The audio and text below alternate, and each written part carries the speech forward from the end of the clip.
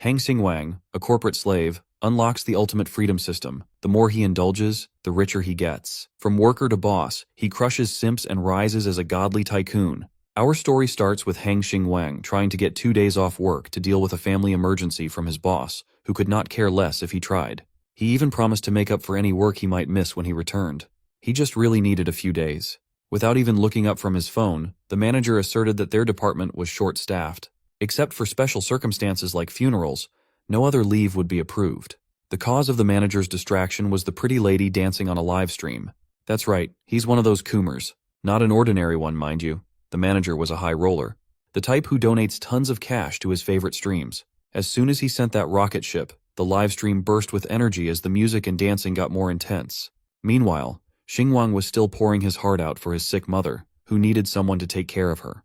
The cruel manager suggested that Xingwang's father should take care of the mom. If that was not possible, then nearby relatives should take the role. If Xingwang's mother was in critical condition, the request might have been approved. Just then, the pretty lady on the stream thanked her big brother, the manager, for sending a rocket worth a lot of money. Seeing this bum of a boss who does not care about the well-being of his employees, Xingwang's anger rose. With his condescending tone, the manager insisted that Xingwang should make a few sacrifices to climb the ladder instead of making excuses to leave. In their new media industry, timeliness is crucial. If someone breaks the news first, their department's performance will suffer. So, Xingwang proposed working from home while staying in touch the whole time. But the manager was too unforgiving for that. He was tired of persuading Xingwang and just outright told him to quit. All he had to do was settle up with finance and get out. Unfortunately, Xingwang graduated from a third-tier university, and the company had just taken him in due to demand. Most of their applicants were from first-tier universities, and he had always been expendable. Trends won't wait, and neither will his job. The manager strongly advised Xingwang to think it over before he insisted on leaving again. So, that's precisely what he did. Xingwang lit up a cig and thought. His deliberation was interrupted by the blaring noise of his phone's ringtone. On the other end of the line was his dad asking if he could come back home. You see, Mom's medical fees haven't been settled yet. The hospital had been flexible enough, but any more delays would be a problem. Dad had been making excuses for a few days now, and the hospital was putting its foot down for the payment. They could either pay up or be discharged. This understandably put Dad in a very tough position. On the other end of the line, Xingwang was starting to catch the vibe that his dad was hiding some serious financial problems back home. He asserted that he would be back in a few days and would help with the medical fees. But being a traditional man, Dad assured him that he had already borrowed some funds from friends and relatives along with the medical insurance to cover everything. Still, Xingwang wanted to cover the shortfall, as he didn't want his family to owe anything to relatives. As the eldest son, he wanted to handle this financial mess. However, Dad did not want to burden his newly graduated son with working in a city with a high cost of living. He just wanted Xingwang to live for himself and not worry about them back home. Well, he's been working for a year and a half with a monthly salary of $5,000. He shares a bunk bed with a roommate and lives a frugal life. Despite that, he only managed to save $50,000. At least this much should be enough to cover the debts from his mom's medical expenses for a while. Hang Xingwang had lived for over 20 years without stepping out of line. Today, he was going to change that. He steeled his resolve to resign from a crappy, inhumane company and take his talents elsewhere. So, his next destination was the Human Resources Department. 20 minutes later, his status had been officially changed to unemployed. He did it out of his own will, but not having a job anymore painted a bitter smile on his face. In this current job market and economic climate, quitting his livelihood without another job lined up was reckless, to say the least. But he was bailed out upon unlocking the ultimate freedom system for deciding against his ancestors' wishes. Quitting his job rewarded Xingwang with 88,088 yuan, or approximately $12,000. Xingwang stopped in his tracks. He was just minding his own business when the golden text prompt appeared in front of him. At first he thought someone was playing a video on full blast nearby, to the point of buzzing inside his brain. But the interface in front of him explained that he should check his reward money and indulge freely. The more he spends, the more money he can get. The rich get richer. With his shaking hands, he carefully took his phone out of his pocket. The notification read that 88,888 wans had been successfully deposited into his account. At first, the skeptic in him wondered if this was some type of new age scam or something. But the text message was official, and the money in his account had actually increased. With 138,888 yuan to his name, his painstakingly saved up funds had ballooned. The system assured its master not to doubt his awakening. All he had to do now was start living it up to his heart's content. Xingwang would never have believed it if he hadn't seen it with his own eyes. After checking his account, he actually found the mentioned amount of money in his account. There was no doubt now, he had really awakened the system. Now all that was left was to figure out how everything worked and see if this system of absolute freedom could really help him. It was necessary to test everything in practice. His thoughts were interrupted by a woman's voice asking what he was thinking about. The girl who called out to him was Howen, a blogger with 8 million fans. She wanted to know if he'd prepared her stream schedule. Howen had 8 million fans for a reason. Her beauty and charm had tremendous power. At the sight of her, Xingwang's thoughts drifted away, and he didn't even hear what she said. Noticing his confusion, Howen asked if he finally saw his older sister as a girl. Xingwang took it as a joke as usual. Throwing herself at him, Howen said that she needed more operational resources, because recently, the highest-paying fans had been paying less. Before that, Xingwang had always managed her streaming broadcasts. Online, she was known as the most attractive dance goddess. In real life, however, she was quite friendly and not arrogant at all. Also, her flaw as well as her strength was that she liked to joke around. That had been the case before, but now he had quit and wasn't responsible for it. He informed Howen that the company would find her another manager. The girl worriedly asked why he had made such a sudden decision. Xingwang sympathized with her to some extent. Although she didn't look down on others, she treated him even better because he was her operator in the company. He was also the easiest person for her to work with. But now their roads were parting, and there was nothing to add here. In our hero's opinion, he finally became fully aware of reality. But Howen did not plan to give up so easily. Using her witchy, sorry girl charms, she said she preferred to work with him and wouldn't trust anyone else. Xingwang's sanity was gone in an instant. He realized that he was charmed, but he wasn't going to lose so easily. At the same time, Howen was trying to understand why Xingwang was acting so strange today. Usually, he always played along with her, but not this time. In a saddened voice, she asked if he really wanted to leave her. This might have worked on the old Xingwang, but now our hero was a completely different person. He wasn't going to be fooled by her pretense. Xingwang replied that he wanted to take a long vacation. Howen started trying to seduce him with her charm again, and to be honest, she was quite good at it. Xingwang was having a hard time. However, it was already a foregone conclusion. He had a system with which he could become a billionaire. With that kind of money, he could get 10 of these beauties. After finally coming to his senses, Xingwang replied that Howen should fix her nose makeup, as it looked a little crooked to him. Howen, who had never heard such a thing in her life, was shocked. It seemed impossible to her, but she rushed to check it out in person anyway. Eventually, Howen began to think that Xingwang's words were true, and her makeup on her nose was indeed a bit crooked. The broadcast was going to start soon, so there was very little time to fix this. At the same time, a system notification appeared in front of Xingwang, in which the system expressed its admiration for his determination. He refused to be a chained dog and was able to express his sincere feelings. For this, he received a reward of 23,000 wen. Xingwang was once again shocked. He had done such a small thing and already received such a large sum. What could he get if he made his former boss crawl on his knees? But it was too early to think about that for now. Just like last time, he received the money into his account again. His balance was already 162,000 yen. Now Xingwang understood what absolute freedom meant. Now he could no longer be afraid to be himself. He could do whatever he wanted and get paid for it. What could be better than that? That day another devil was born on Earth. The beauty actually thanked him for pointing out her crooked nose. She also accepted that he was going his own way now, but was looking forward to a chance to work together in the future. This gorgeous woman actually wished him the best for his career instead of acting furious for being exposed. She was way too calm. Xingwang wondered if she was faking this nice act, or if she was just like this naturally. In addition, she even invited him to a farewell dinner treat for mentoring her on the technical side of things for so long. Howen even offered to help him look for a new job with her connections to some industry bosses, believing in his top-notch skills. With the time they spent together before, she knew that he did not come from the best university. Maybe she was not conniving at all. Perhaps she was actually a decent human being. So, Xingwang reversed the invitation and offered to treat her to dinner instead. She was naturally worried that he would be struggling financially, though. He laughed and used his departure as an excuse to stop being stingy. They might work together in the future, so this dinner could be considered an advance thanks. She smiled as she realized that he was already leaving when they hadn't had the chance to know each other at all. Since Xingwang had already packed up and was ready to head out, dinner after work should be perfect. Xingwang exited the building with a livelier pep in his step. He was born anew and was ready to experience the world on a whole new level.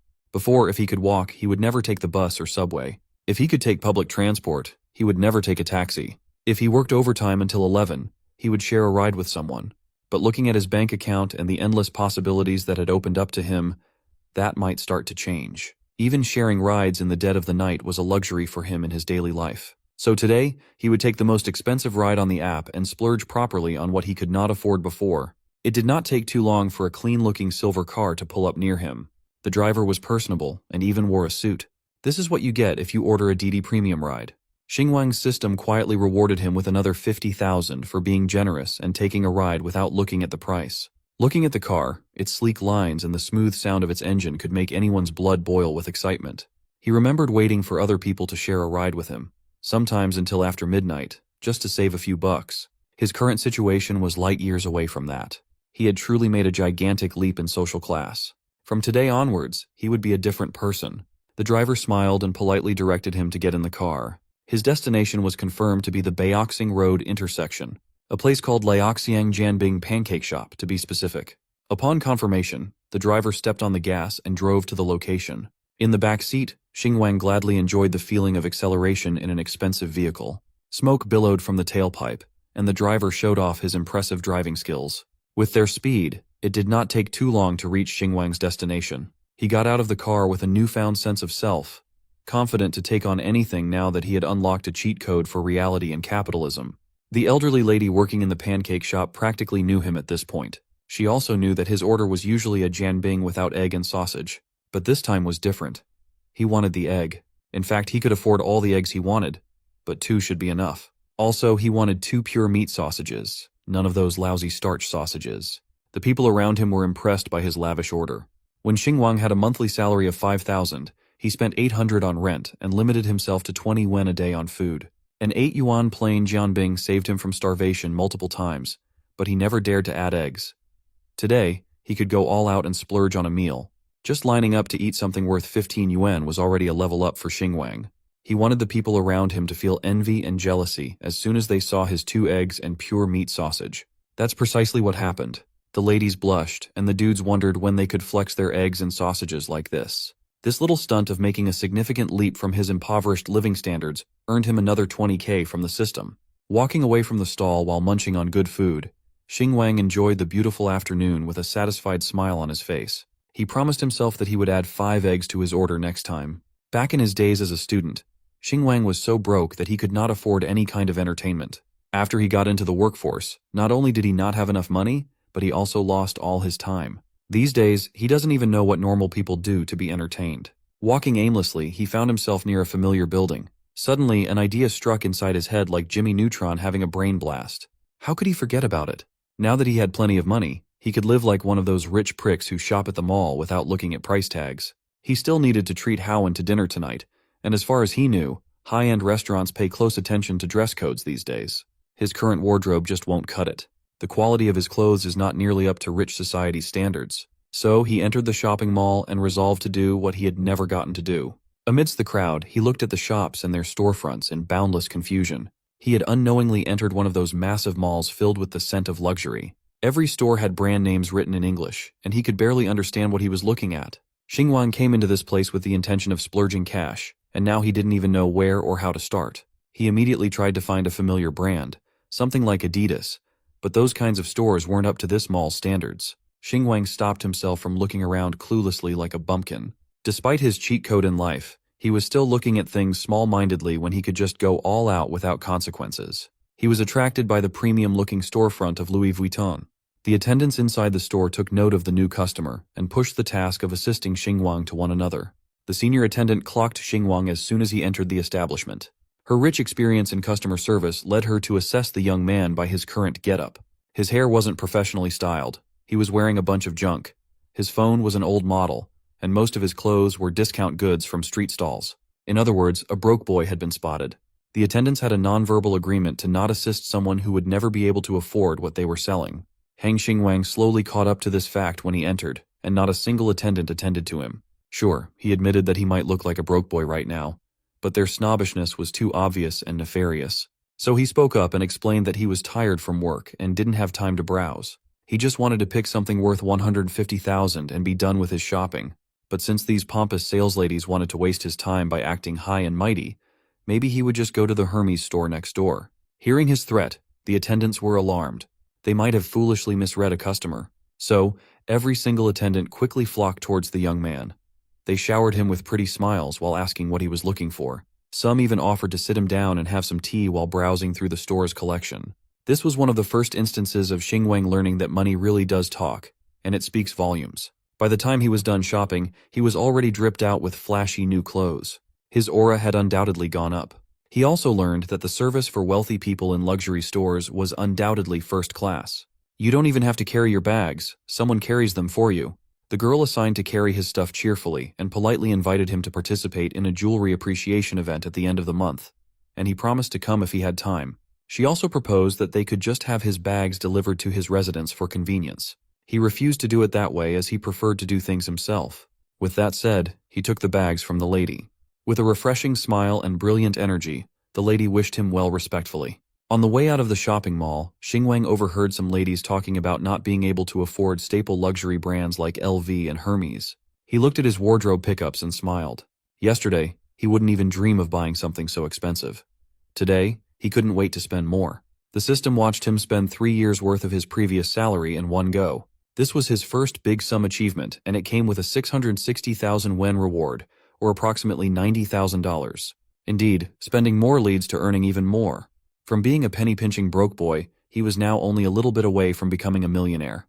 All he needed to do was work hard and live it up luxuriously. Xingwang now could not be stingy, and if before he would choose some cheap fast food, now he chose the most expensive restaurant in the city, Lingwei Western. For such a restaurant, our hero of course dressed appropriately. His appearance, probably for the first time in his life, was bright and luxurious. At the entrance, he was immediately met by a beautiful waitress, and she offered to guide the Honorable Mr. Hang to the reserved private room. Xingwang arrived a little early, and Haowen was still busy with her work, so he was going to wait for her at the entrance. But the waitress assured him that there was no need for important guests like him to wait here. The private room was separated from the main hall, and he could relax there, have a couple of desserts while he waited for his friends. Such a reception in such a prestigious place was quite unusual for Xingwang. Indeed, clothes make the man. When he entered this private room, the desserts and tea were already on the table and he could help himself. If he wanted anything else, he could just ring the bell. The waitress wasn't going to disturb our hero's rest and he could enjoy his meal. The view from the private room was really breathtaking. The evening city was especially good. This was the first time Xingwang had seen the city from the height of the 40th floor. In today's day, our hero had firmly convinced in practice that as long as one had money, he could enjoy the best service. And what's more, as long as you have money, you can stand at heights inaccessible to others. Now all those long-held fantasies and dreams that Xingwang had could finally come true. But before all that, he hurriedly transferred some money home, a little so as not to shock his father. It was only 100,000. If his father had any questions about the origin of the money, our hero could simply justify that it was savings from a part-time job. It would be believable, and his father and mother wouldn't be too shocked. While our hero was relaxing at the restaurant, Haowen was sweating and working hard. She was performing custom dances, and the donations were pouring in, giving her no time for rest. There's a reason her broadcasts got so many views, you know what I mean. Xingwang forwarded the location and the name of the restaurant. But of course she didn't read the messages because she was live streaming. Fans sent her one donation rocket after another, and Haowen was grateful to them all. But it was time to wrap it up. That was all for today, and viewers will be able to see the follow-up tomorrow. Finally, this madness was over, and a tired and sweaty Haowen could sit down and rest. Unfortunately, such a desirable moment of rest for her did not last long. Almost immediately her friends came over. They wanted to go out to dinner together. Haowen had to disappoint them, as she had her own plans for the evening. One of her friends immediately suspected that something was going on, and Haowen was keeping a very important detail from her. Who was she going to have dinner with? Did she have a serious rich fan? Haowen had to disappoint her. She should stop talking nonsense. She already knows this guy herself. It's just Xingwang. The friends were surprised that Haowen still thinks about this loser and agreed to meet him after he left work. She definitely has feelings for him, no matter how hard she tries to hide it.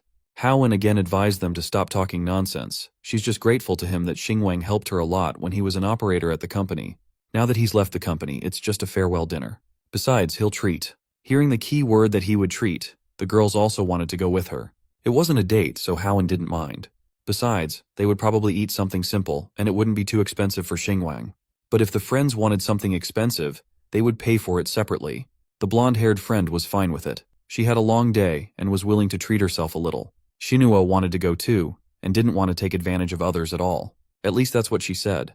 In fact, Xinhua just knew that Xingwang was so stingy that he didn't even add an egg to his pancake. She was very curious about what kind of fancy restaurant he could take them to for dinner. Of course, Howen couldn't read the minds of her greedy friends, so she suggested they meet in the parking lot after she took off her makeup. Soon they walked down to the parking lot together, where Howen's brand new car was parked. That evening, they were lucky and no one blocked it.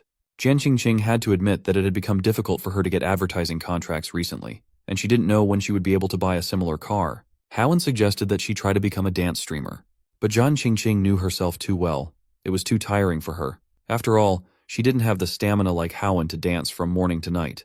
Instead, her strategy was to wait for good big brother to propose to her and pull her out of this damned industry. Xinhuo immediately brought her down to earth. Jen Qingqing wanted too much. In their industry, it's good enough not to get taken advantage of by big brothers. Yet she dreams of someone from them to save her. Jen Qingqing just wanted to dream a little. Xinhuo had nothing against it. She could dream all she wanted. But could she be so naive and believe that Howen had bought herself a fancy car just by dancing on the streaming service? Xinhuo was sure that she must have slept with many big brothers. Otherwise, she definitely wouldn't have become a top 1 company star. Definitely not just because of her cute look. Finally, Xinhuo came to her senses after all her dirty guesses and asked where they were going to have dinner. As soon as Howen pulled out her phone to check, she just froze with a strangely startled expression on her face. It was smugly remarked by Xinhuo, certain that the place was so shabby that even her love-struck friend was shocked. But she was wrong. The place they were invited to was called Lingwai, and there was a restaurant with the same name. It was located in the Jingwu building. This restaurant was known for being a super famous and popular restaurant with 3 Michelin stars. Even the most modest dinner in such a place cost over 3,000 per person. But even that wasn't the main problem. It was the fact that it was very difficult to get a reservation because of the popularity of the place. Jen Qingqing found it hard to imagine that a cheapskate like Hang could invite them there. Could it be that he had secretly got a promotion, and that was why he quit his previous job? Xinhuo assumed it was just some cheap restaurant in the same building. Some people like to post locations near famous places to show off and confuse others. Howen didn't believe her jealous friend and advised her not to be so quick to judge. As far as she knows, Hang is not that kind of vain person. But Xinhuo was still sure that Hang would soon embarrass himself and Howen would change her wrong opinion of him. Finally, they got into the car and agreed to go and see. Through the night city with no traffic, they drove quite fast. Jen Qingqing had to admit that Howen's new car was stable and had strong shock resistance, what her old car could not boast of at all. Xinhuo was more restrained in her reaction. She even advised her friend to take advantage of her opportunities. She is a beauty blogger, and there are many rich people on her live streams from whom she could get some resources. All she needs to do is lower her collar a little and use soft voice. Then the gifts will fall on her. No matter it's dance or beauty, all she has to do is lower her standards a little, and the rich fans will send rockets of gifts. Then Jen Qingqing won't have to worry about getting advertising contracts.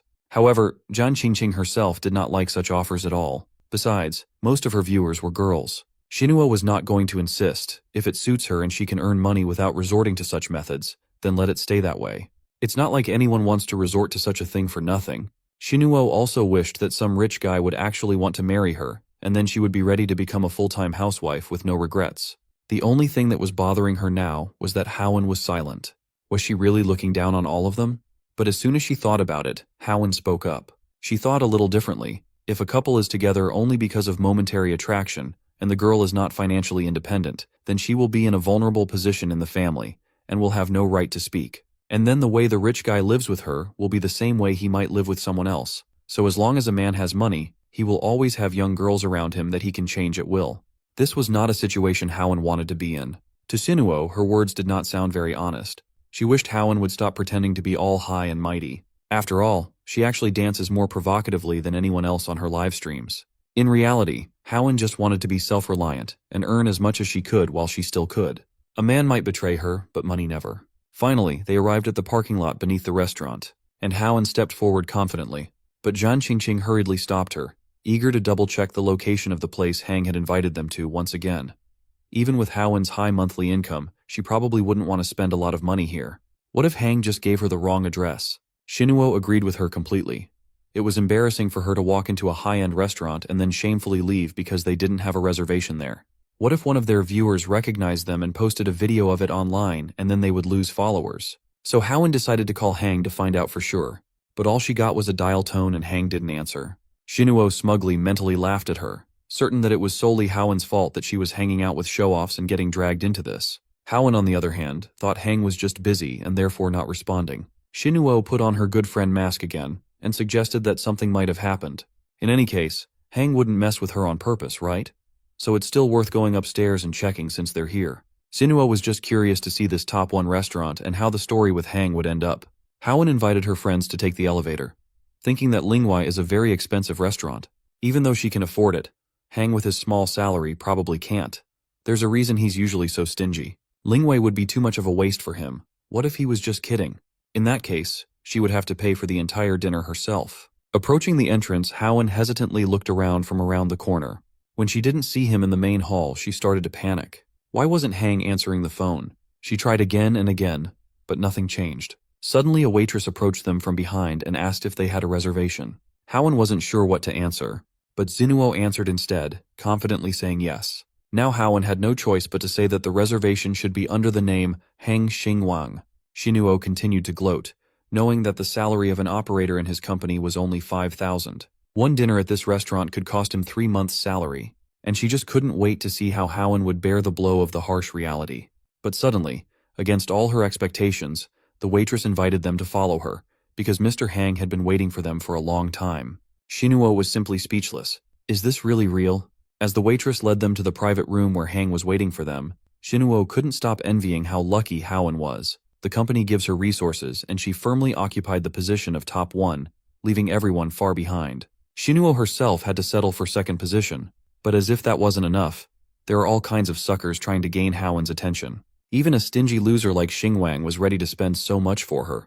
Shinuo was sure that in the end he would end up with no money and no girl, but she wished she could be in Howen's shoes. But then Zinuo would definitely not give even a chance to someone who pretended to be rich. The waitress led them to the elevator and sent them to the highest floor. Now Zhan Qingqing was really starting to worry that someone else with the same name as Hang might be waiting for them there. It was even hard for her to imagine how embarrassing it would be if they misunderstood everything. As far as she knows, this elevator here is strictly for the VIP clients, to make it convenient for them to get to the top floor with private rooms. It's just that the price of booking such a room goes up to 10,000 per person for the evening. Now Jinuo was sure that someone else with the same name was waiting for them there. In her opinion, this was too much for Xingwang. He would have to spend his entire 3 months' salary, and that's if he didn't eat or drink anything. Even if it was actually him, she was curious to see how he would handle himself when he saw that the 3 of them had come. One thing she had to admit though, this Xingwang is really smart since he picked the moment when someone with the same name reserved a seat in the restaurant and invited them here just to show off. But this whole show would soon be over, and she would bring him out. Finally they arrived at the 40th floor, where a nice waitress who looked much better than the 3 of them invited them to come through and be seated. The only thing that bothered Howen was that Xingwang was not to be seen here. But Qingqing wasn't upset about it and immediately started taking pictures in such a luxurious restaurant. It was not allowed to take pictures in the lobby, but it was still possible to take pictures in the private rooms. Qingqing decided that whether they dined here tonight or not, if she managed to take good pictures, it would be considered a good night as if she had dined here. Shinuo did not share her enthusiasm and was in no hurry to join her. Qingqing was going to publish these photos later. After all, no one would know under what circumstances she had gotten here anyway. Shinuo continued to be not satisfied. She still thought that Xingwang was just a rascal who invited guests and didn't come himself, just like she expected. Qingqing was having a more pleasant time, recognizing that she had never dined at such an expensive restaurant in her life, and realizing that she might not get another chance, used it to the fullest to take more photos. Shinuo finally ran out of patience and demanded Howen to tell her what Xingwang had said to her. She didn't want her friend to make a fool of herself if it turned out to be a misunderstanding. Howen was also beginning to doubt that an ordinary office worker could afford to dine at such a place. She was about to leave when a waitress came to one door and started to wake Mr. Heng, who was sleeping there. Shinuo gloated that she knew it and now Howen would be humiliated. But Xingwang dashed all her hopes. He had just waited so long for them that he fell asleep, and when he woke up he saw 4 or 5 missed calls. And now he hoped they hadn't at least waited too long for him. He immediately told the waitress to start serving. To the girls, his change in appearance from a poor guy in a hoodie to a rich guy in designer clothes was startling, especially for Howen, who didn't even know what to say.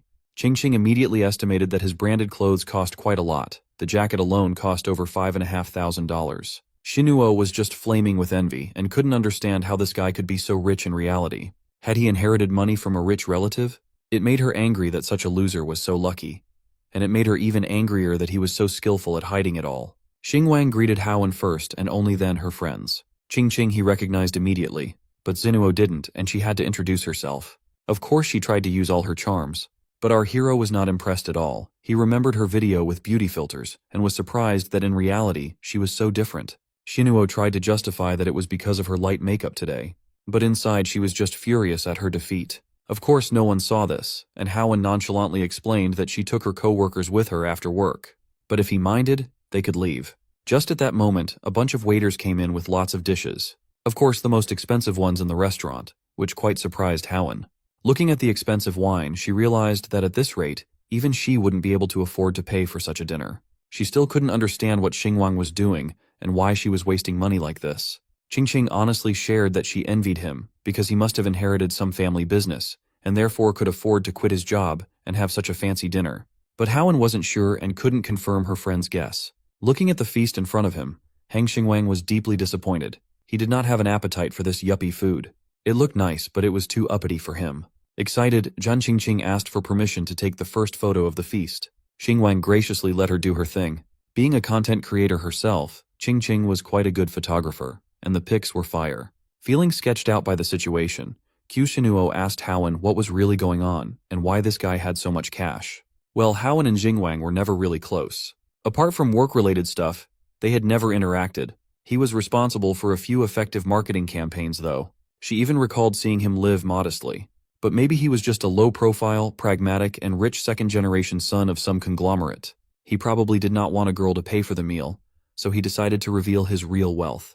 Still unsatisfied with the delectable food on the table, Xingwang called the waitress to request something more down-to-earth and filling. Qingqing enthusiastically backed him up, agreeing that expensive meals aren't even filling. They just look good for photos if you're a socialite. The waitress suggested slow-cooked black truffle beef ribs, pineapple monkfish liver, and many more exotic cuisines with names that were far too complicated. Just hearing these names was killing his appetite. He just wanted something cooked in intense heat. Some imported crab, imported beef, and lamb cut into chunks should do. The girls had never seen someone act and order like this in a high-end restaurant. Annoyed, Jinuo interjected that they should not have come to a French restaurant if he wanted comfort food. She was starting to think that he did not come from a rich family but had recently acquired wealth as a nouveau riche instead. Xingwang continued adding to his order, tacking on grilled kidneys and barbecue skewers like he was in a street stall. The waitress had to hurriedly apologize as she insisted that they only serve the restaurant's set menu items. That's when Xingwang requested the manager, as this was above the waitress's pay grade. In her experience working in this respected establishment, she had never seen someone so brazen. A few moments later, a pudgy man wearing glasses came in and introduced himself as the manager of the place. Just like the waitress, he apologized as they wanted to uphold their name as a French restaurant. Seeing the young man get denied made Shinuo very happy, even calling Xingwang a bumpkin in her head. He noticed her little smirk and took note of it. Still, he really wanted to have a barbecue in a French restaurant. So he offered 300,000 for the meal and promised an extra 50,000 as a tip if his requests were met. Hearing the massive figure he had just dropped, the manager had to make a judgment call. Even the girls were slack-jawed after hearing such a ridiculous offer. They watched as the dignified manager turned into an obedient puppy while asking the VIP for any more requests. Seeing the manager cave to his demands, Xingwang promised to gift him some kidney sashimi to commemorate his lost defiance. Looking dependable as hell, the manager promised to instruct the kitchen right away. The system saw him act thick-skinned, disregarding dining etiquette and making the restaurant change its rules, and it granted him 500,000 as a reward. This system was really proving itself handy when it came to saving internal conflicts. He told the girls that dining should be about relaxation and getting full, so they should do it right. Qingqing joyfully agreed. She was looking forward to uploading pics of street food served in a high-end restaurant, expecting more clout. After a few minutes, the servers entered the private dining room and slowly carted in the orders. Although it was supposed to be normal street food, the restaurant managed to make it look delectable. Seeing this impressive spread of meals, Qingqing became certain that money talks no matter what the situation was. She was just itching to let everyone know that she had barbecue skewers at a 3-star Michelin French restaurant on the top floor of the tallest building in Beijing. Finally, the VIP and the ladies could start their dinner. By the time they were done, sticks were neatly stacked on the table, and the skewered meats had nearly been devoured fully. Xingwang gracefully wiped his mouth and excused himself, saying he needed to go to the restroom. As soon as he got up from the table, the ladies started speculating about how wealthy he really was. His outfit alone must have cost at least $22,000. Qingqing proposed the idea that he just worked at the production company because he wanted to get close to Howen, but she thought he was just trying to be low-key and work a normal job, and now that he's out, he doesn't care anymore. Normal people could not help but be envious that some rich second-generation heirs get to experience life however they want. Morbidly curious, Sinuo asked Haowen if she was moved by the spending and if she liked Xingwang. If you asked Qingqing, she would definitely say yes. Being lavishly treated and spent on just for dinner would make her heart flutter. Sinuo reckoned that Haowen must have already known about Xingwang and was keeping him to herself. That she wasn't interested in her top donor because she had her sights on a bigger fish all along. But she swore that she had no idea. They were not even close when they worked together. They never had any private interactions. And she had no idea that he was this loaded before tonight. All she knew was that Xingwang had a great work ethic. He was ambitious and hardworking, often doing overtime. Sinuo accepted that Haowen really had no idea. She also raised the possibility that all these flexes were fake. Many people pretend to be wealthy to impress girls. Some livestream top donors do the same. These people would even go as far as going into debt to spoil their girls. If that were really the case, Qingqing would have liked to commend Xingwang for his acting skills. This witch, Sinuo, was suddenly struck with the idea of verifying whether the boy was really wealthy or just faking it. Haowen quickly shot down the intrusive idea. That boy treated them to an interesting and expensive dinner. The least they could do was to stop doubting whether he was a fraud. Sinuo explained that Haowen was underestimating her value to a man. A normal person could gain a lot by being connected to a popular streamer these days. That's how manipulative people operate. They charm you in, make you feel special, and once you're emotionally invested, they show their true colors, and it would be too late to get out at that point. Haowen had no intention of pursuing anything romantic with a work friend just because she was taken out for dinner though. Sinuo finally put her foot down and told the other ladies to just follow her lead as they verified his status. The party of 4 wrapped up dinner and headed for the parking area. If Xingwang was really faking his wealth, then Haowen would gladly cover all expenses tonight. She didn't want a hardworking man to go down such a deceptive path. She genuinely believed that there was nothing wrong with an honest and simple life. Qingqing broke the silence by asking Xingwang if he had a girlfriend. He honestly confessed that he had been single since birth, eternally alone in the romance department. She was surprised by that answer. She must have been expecting him to answer like a player.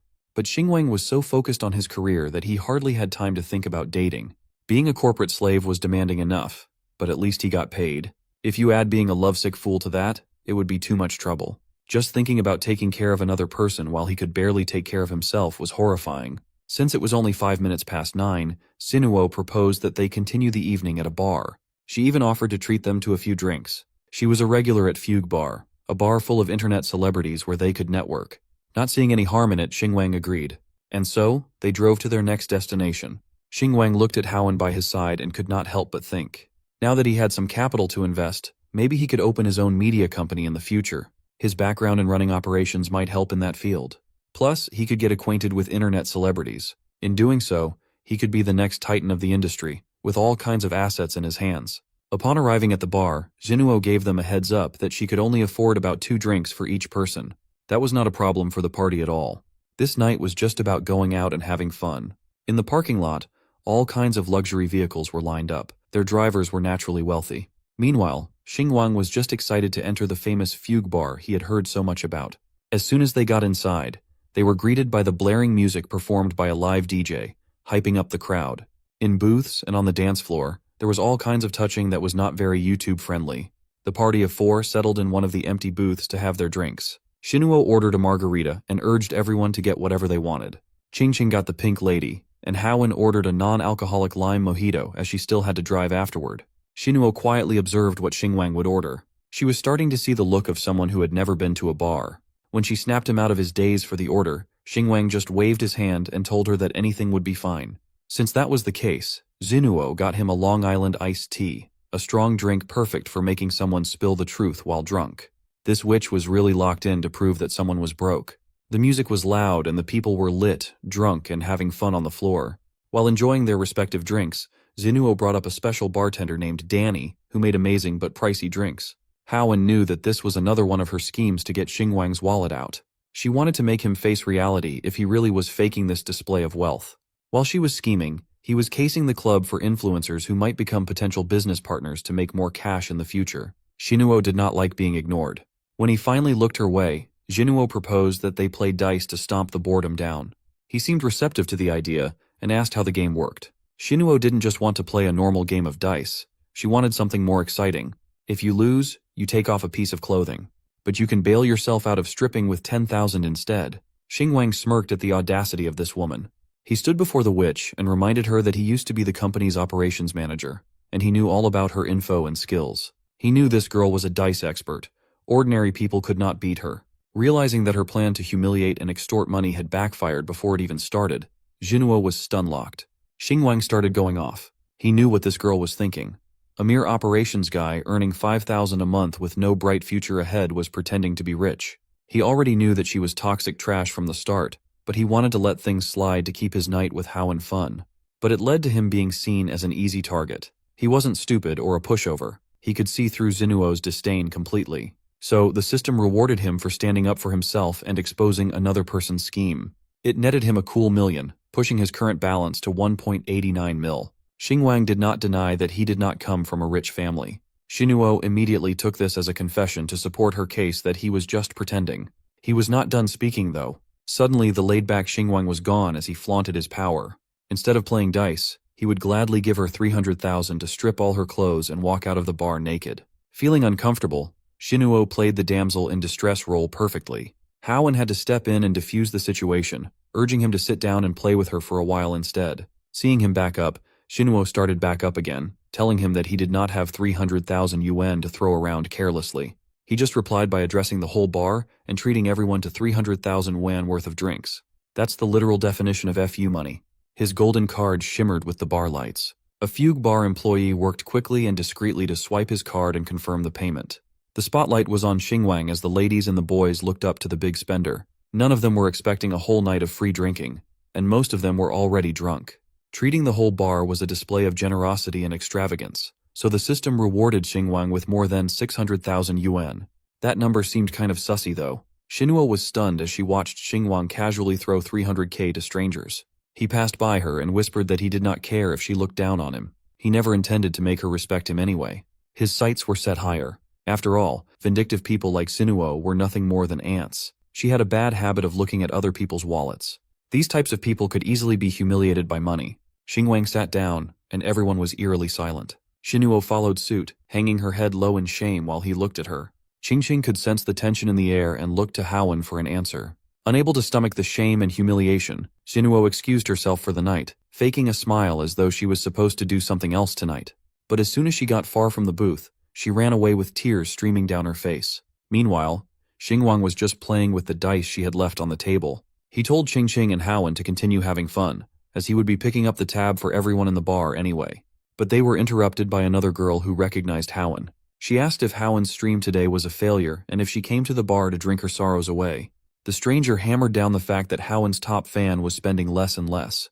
Hao had just gotten out of work and did not want to talk about this stuff in the club.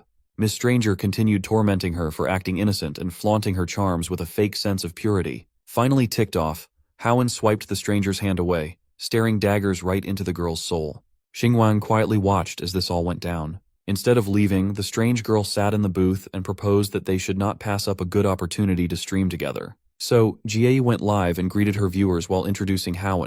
She also asked her viewers if they would like to see a live PK in the bar. Jie acted helpless while telling the chat that Hao was not feeling the challenge and urged them to convince her to agree. Immediately, her phone notifications blew up with all sorts of requests for her to take the challenge. Jie had set this scenario up. Her big shots were ready to support her tonight to finally surpass Hao as the top dance streamer. It would only be a matter of time before those top fans made their move. For now, Hao had to take a phone call from the agency. As expected, it was the executives pressuring her to go live immediately and not miss the opportunity to trend, even though she was not in good condition. The higher-ups had already paid for promotion, and if she did not start streaming, there would be consequences. While Jie entertained her chat, Hao dejectedly came up to her after being forced to take the challenge. When asked if she was scared, the top dance streamer just urged the number 2 to get started. The people cleared the dance floor to give the two plenty of space to duke it out. As soon as the music started, each one took a gracious pose for the camera. Qingqing monitored the chat on her phone and saw many rockets and yachts flying all over the screen. Hao was starting to lose against the challenger. Say what you want about Jie, but she was a shrewd businesswoman for this planned PK challenge alone. On the other hand, Hao wasn't feeling 100% healthy in the first place. Some of her chatters were starting to talk badly about her dancing.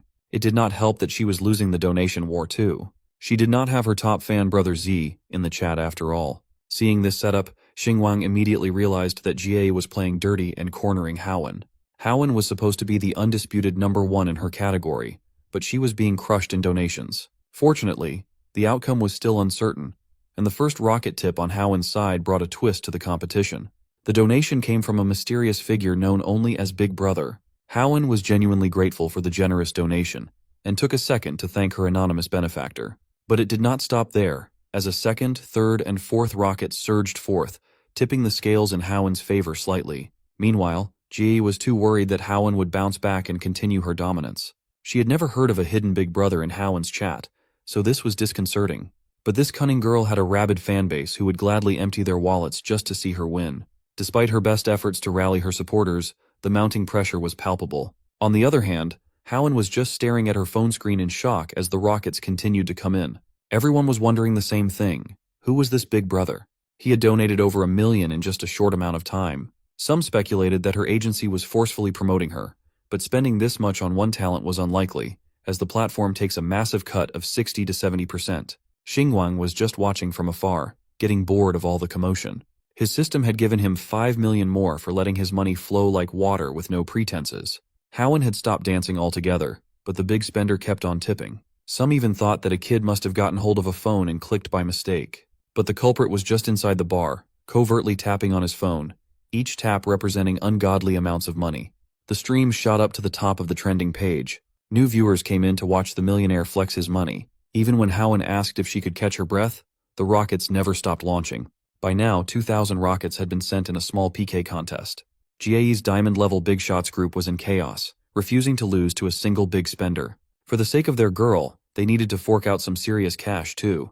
Because of this, Jie's progress bar started fighting back as rockets were launched one after another. She personally and adorably thanked Time Revealer and Old Kang for their continued support and their rockets. One of her top fans had wanted a private video from her before. He was rich and generous, so he definitely wouldn't miss the chance to play the hero. That man was Boss Tong, and with him joining the rocket war while Haowen's side died down, victory seemed within reach. Xingwang quietly laughed to himself as he sat down and looked at his phone. He tapped on the screen as fast as humanly possible. This quick succession of taps represented another 100 rockets sent to Haowen. The system congratulated him for becoming the new top Big Brother in Haowen's chat and rewarded him with another 10 million. With a boost in his bank account, Xingwang continued flaunting his wealth by sending 500 more rockets. This little contest was practically an infinite money glitch for his system. By the end of the last song, Haowen was declared the winner of the PK match. She thanked everyone who supported her, especially this new Big Brother. To cap off the celebration, Big Brother sent another 1,000 rockets to congratulate Haowen. This last donation made Xingwang the top daily donator on the entire platform. This earned him another 10 million, and for his efforts in sending the rockets, another 1 million was added. Haowen politely thanked Big Brother for the support that won her the PK match and brought in a lot of attention. It was the first time she had reached millions of live viewers at once. She was grateful, but ended with the message that everyone works hard for their money and should not waste it on a streamer like her. Her display of humility just made her audience adore her even more. This was the charm of a pure and unpretentious woman. Jie stared at her phone in defeat. All the effort she put in was for nothing against a single donator. In the end, she had only helped Haowen rise to even greater fame. That girl had received tens of millions in donations in one go. This was a single-day achievement that even top streamers could not easily attain. With the contest wrapped up, Xingwang got up from his seat and yawned, yearning to rest in his bed. He found Jie sulking in a corner and praised her for having so many big brothers willing to support her. He urged her to work hard and maybe surpass Haowen someday. It definitely stung to hear that after a fresh loss.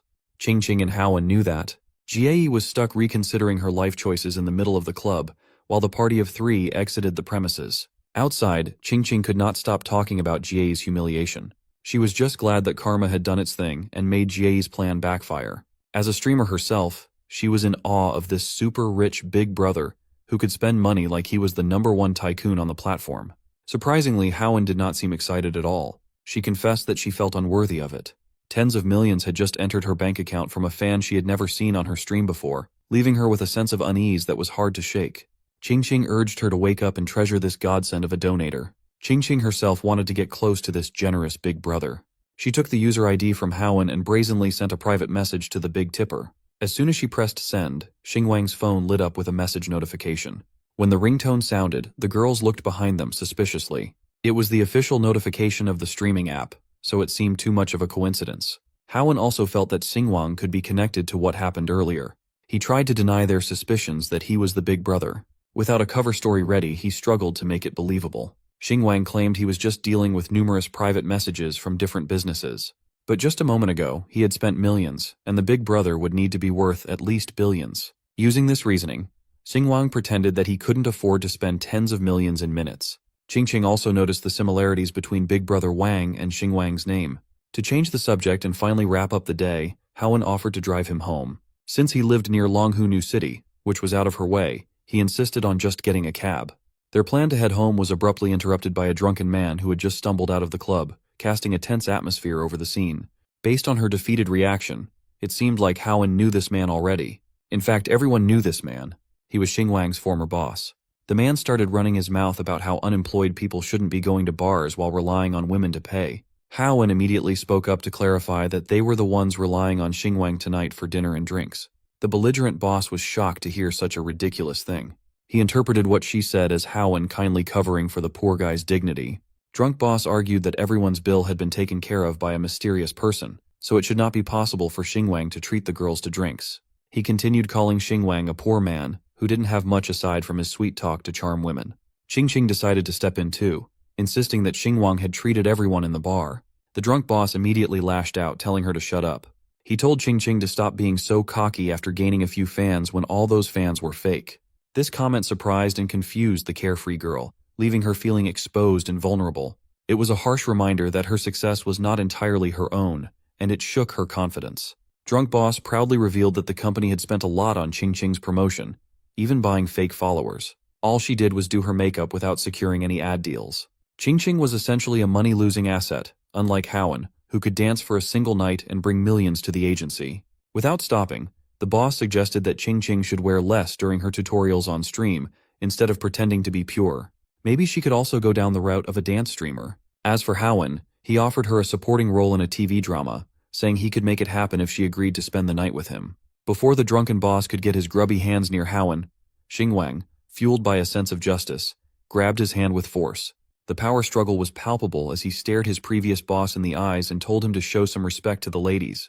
Annoyed, the boss swiped his hand away and called Xinguang a lowlife trying to play the hero. He mocked Xinguang, asking if he could provide Howen with the resources she needed while wearing a knockoff LV bag covered in logos. Xinguang had heard enough of the drunk's senseless ranting, so he told him to get lost. Howen looked at his determined expression and saw a spark there. He looked just like a knight in shining armor. She stood up for herself, her voice steady and her eyes fierce, as she threatened to terminate her contract with the company if she was harassed again.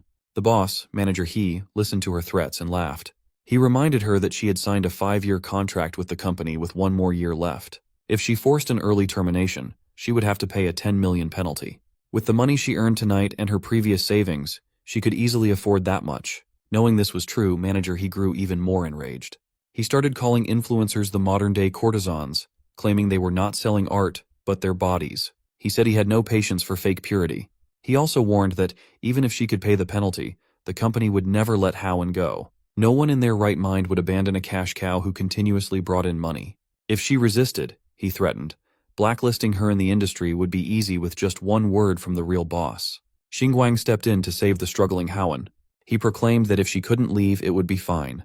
He could just buy Meow Meow Media itself. If that happened, the one leaving the company wouldn't be Howen. It would be this lecherous Manager He. The seriousness in the young man's voice sobered Manager He up. Then a look of pure disdain crept up on his ugly mug. He started tapping and poking Xinguang as if he were speaking to something less than human.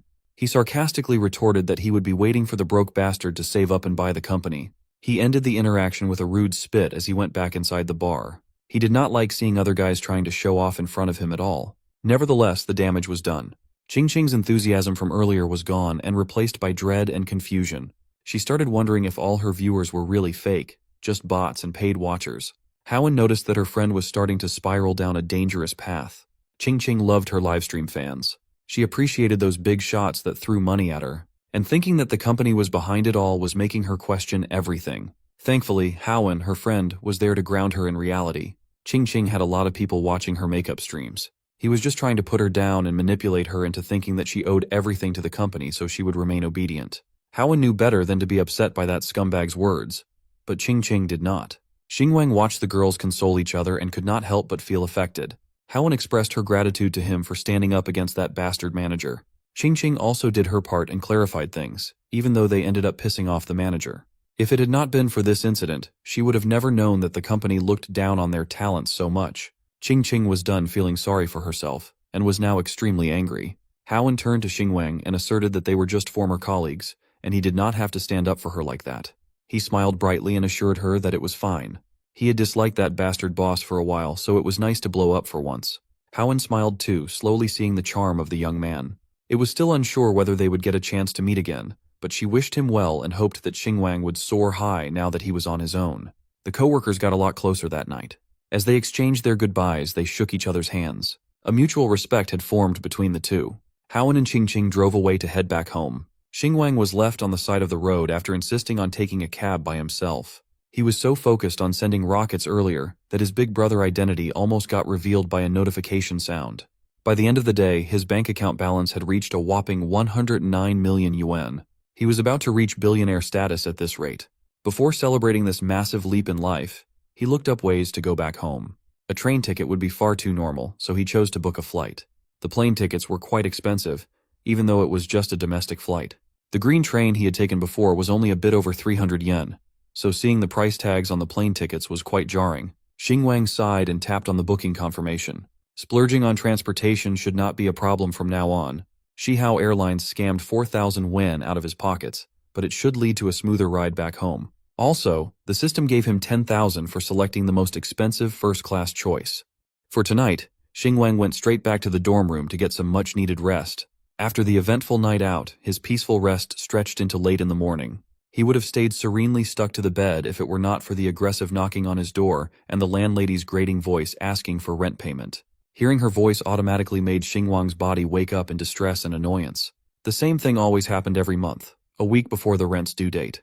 This landlady had nothing better to do than nag for payments. He was practically traumatized by this psychological torture, no matter how hard he tried to cover his ears. At 6 a.m., he finally decided to get out of bed and face the problem head-on. The landlady's knocks never stopped all the way through. When he opened the door with his phone in hand, the landlady started going on about how young people were so lazy that they had to be constantly reminded of their responsibilities. Without talking to the lady, Xingwang quickly scanned the QR code she was carrying and sent the money over. He paid 1 whole year of rent in one go, stunning the strict landlady. Her phone notified her that 10,000 yuan had been successfully received, but as far as she knew, this broke Xingwang should not have this kind of money to pay at once. She was starting to get suspicious. There was even an extra 400 yuan in the transfer. Xingwang just called it a service fee, so she would never nag him for rent for a whole year. After sleepily yawning at her face, he slammed the door closed, leaving the loud landlady speechless.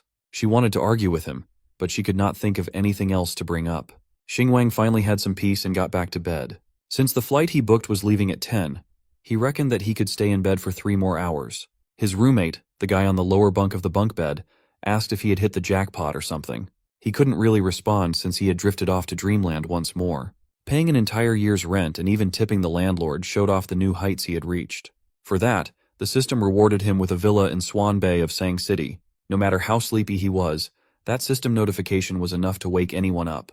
He analyzed the system's message carefully to double-check if he read it right. Not only did he own a house now, but he also held the keys to his new villa.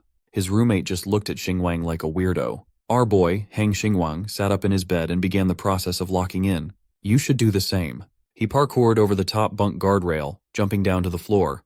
Curious, his bunkmate asked where he was rushing off to so speedily. Xingwang ran to the door and simply told his roommate that he was finally going back home. His first stop was the airport, and he wouldn't be coming back for a while as he took care of business there. His roomie ran after him, reminding Xingwang to pack his luggage, but there would be no need for that. He was too focused on going home and getting his mom a VIP hospital room. In her standard accommodation, Dad was peeling apples for sickly Mom. Dad notified her that their son would be coming over. That kid was so excited that he sent 100,000 yuan, which he allegedly earned through part-time work. Mom was worried that her son was getting mixed up in something illegal to earn that much from part-time gigs. Dad just laughed, as he knew his son too well. He knew that Xingwang was not the type of kid who would do something like that. Speaking of Xingwang, the rich blonde Giga Chad burst into the room, making his flashy entrance. The look of worry was evident on his face as he asked how Mom was doing. He was a good son, who didn't want his mom to feel any discomfort whatsoever. She assured her boy that she was fine. She just needed minor surgery for her illness, but her vitals were promising. Dad had already guaranteed this on the phone, yet he still came all the way home, and it looked like he had run all the way to the hospital with how sweaty he was. As he handed a peeled apple to his boy, Dad worriedly asked how work was going and if he had any trouble with the bosses for taking leave. Xingwang chose to be honest and wholeheartedly confessed that he had quit his job. At first, his parents were shocked at such a drastic decision. Any parent would have reacted the same way. They did not reprimand him for doing so. They knew their Xingwang was a good son who would always land on his feet. They also knew that he had been through a lot in the city, but now he could take a good rest and eat well at home. Suddenly, Xingwang's worries melted under the reassuring words of his mom and dad. They truly were his safe harbor. They had always been understanding and supportive of him. He then asked his dad if the medical bills had been settled properly. Dad explained that most of the borrowed money had been paid yesterday after their call. He even wanted to transfer the 100,000 back to Xingwang so he could spend it on himself, as young men needed money for many things these days.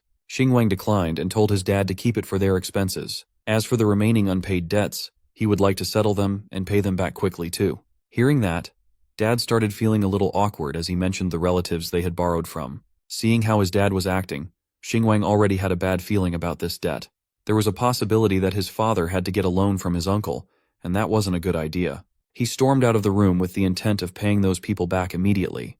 Dad argued that he would find a way to pay them back soon, so Xingwang should just relax. He knew that his boy worked hard to save money, and he did not want to mess with his kid's future. Seeing the boys argue, Mom's tears started pouring down. She blamed herself for being sick and burdening the family. She knew how hard her kid had been working in the city, yet he was worrying about medical expenses. Xingwang had the habit of regularly sending money back to his parents while living a rough life away from home without complaint. He needed money to pay rent, socialize, and for everything else, yet he always put family first. Seeing his mom's tears, Xingwang tried his best to reassure her that he wasn't neglecting himself out there. Also, now that he had a new lucrative part-time job, also known as the system, there wouldn't be any need to worry about expenses ever.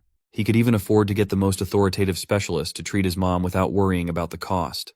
But for now, he really wanted to go to his uncle's house to repay that nasty debt. He did not want to owe people favors, especially to those relatives of theirs.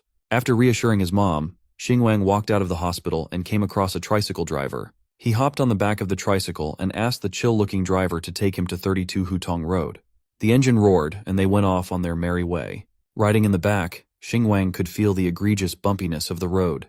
As far as he could remember, the road quality shouldn't be this bad in this place. He curiously asked the driver why the ride was so bumpy when there was supposed to be a road repair project that started 2 years ago.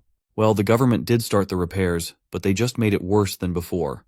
They said the contractors colluded with officials and ran away with the money halfway through the project, leaving the road torn up and unfinished. Hearing this blatant incompetence and corruption pissed Xingwang off. The higher-ups in this place were truly lawless. In a poor region in the middle of nowhere, things were always tough. He could not help but think that if his family weren't financially stable enough to support his education, he might have been stuck in this hellhole of a town forever. After the long and bumpy ride, Xingwang transferred 5 yuan to the kind driver. They used WeChat to remind him that they were in China. Xingwang looked at the luxurious house in front of him with annoyance. They were supposed to be relatives, but these people lived in a 100-square-meter mansion, while his family only had a few dozen square meters of brick and concrete.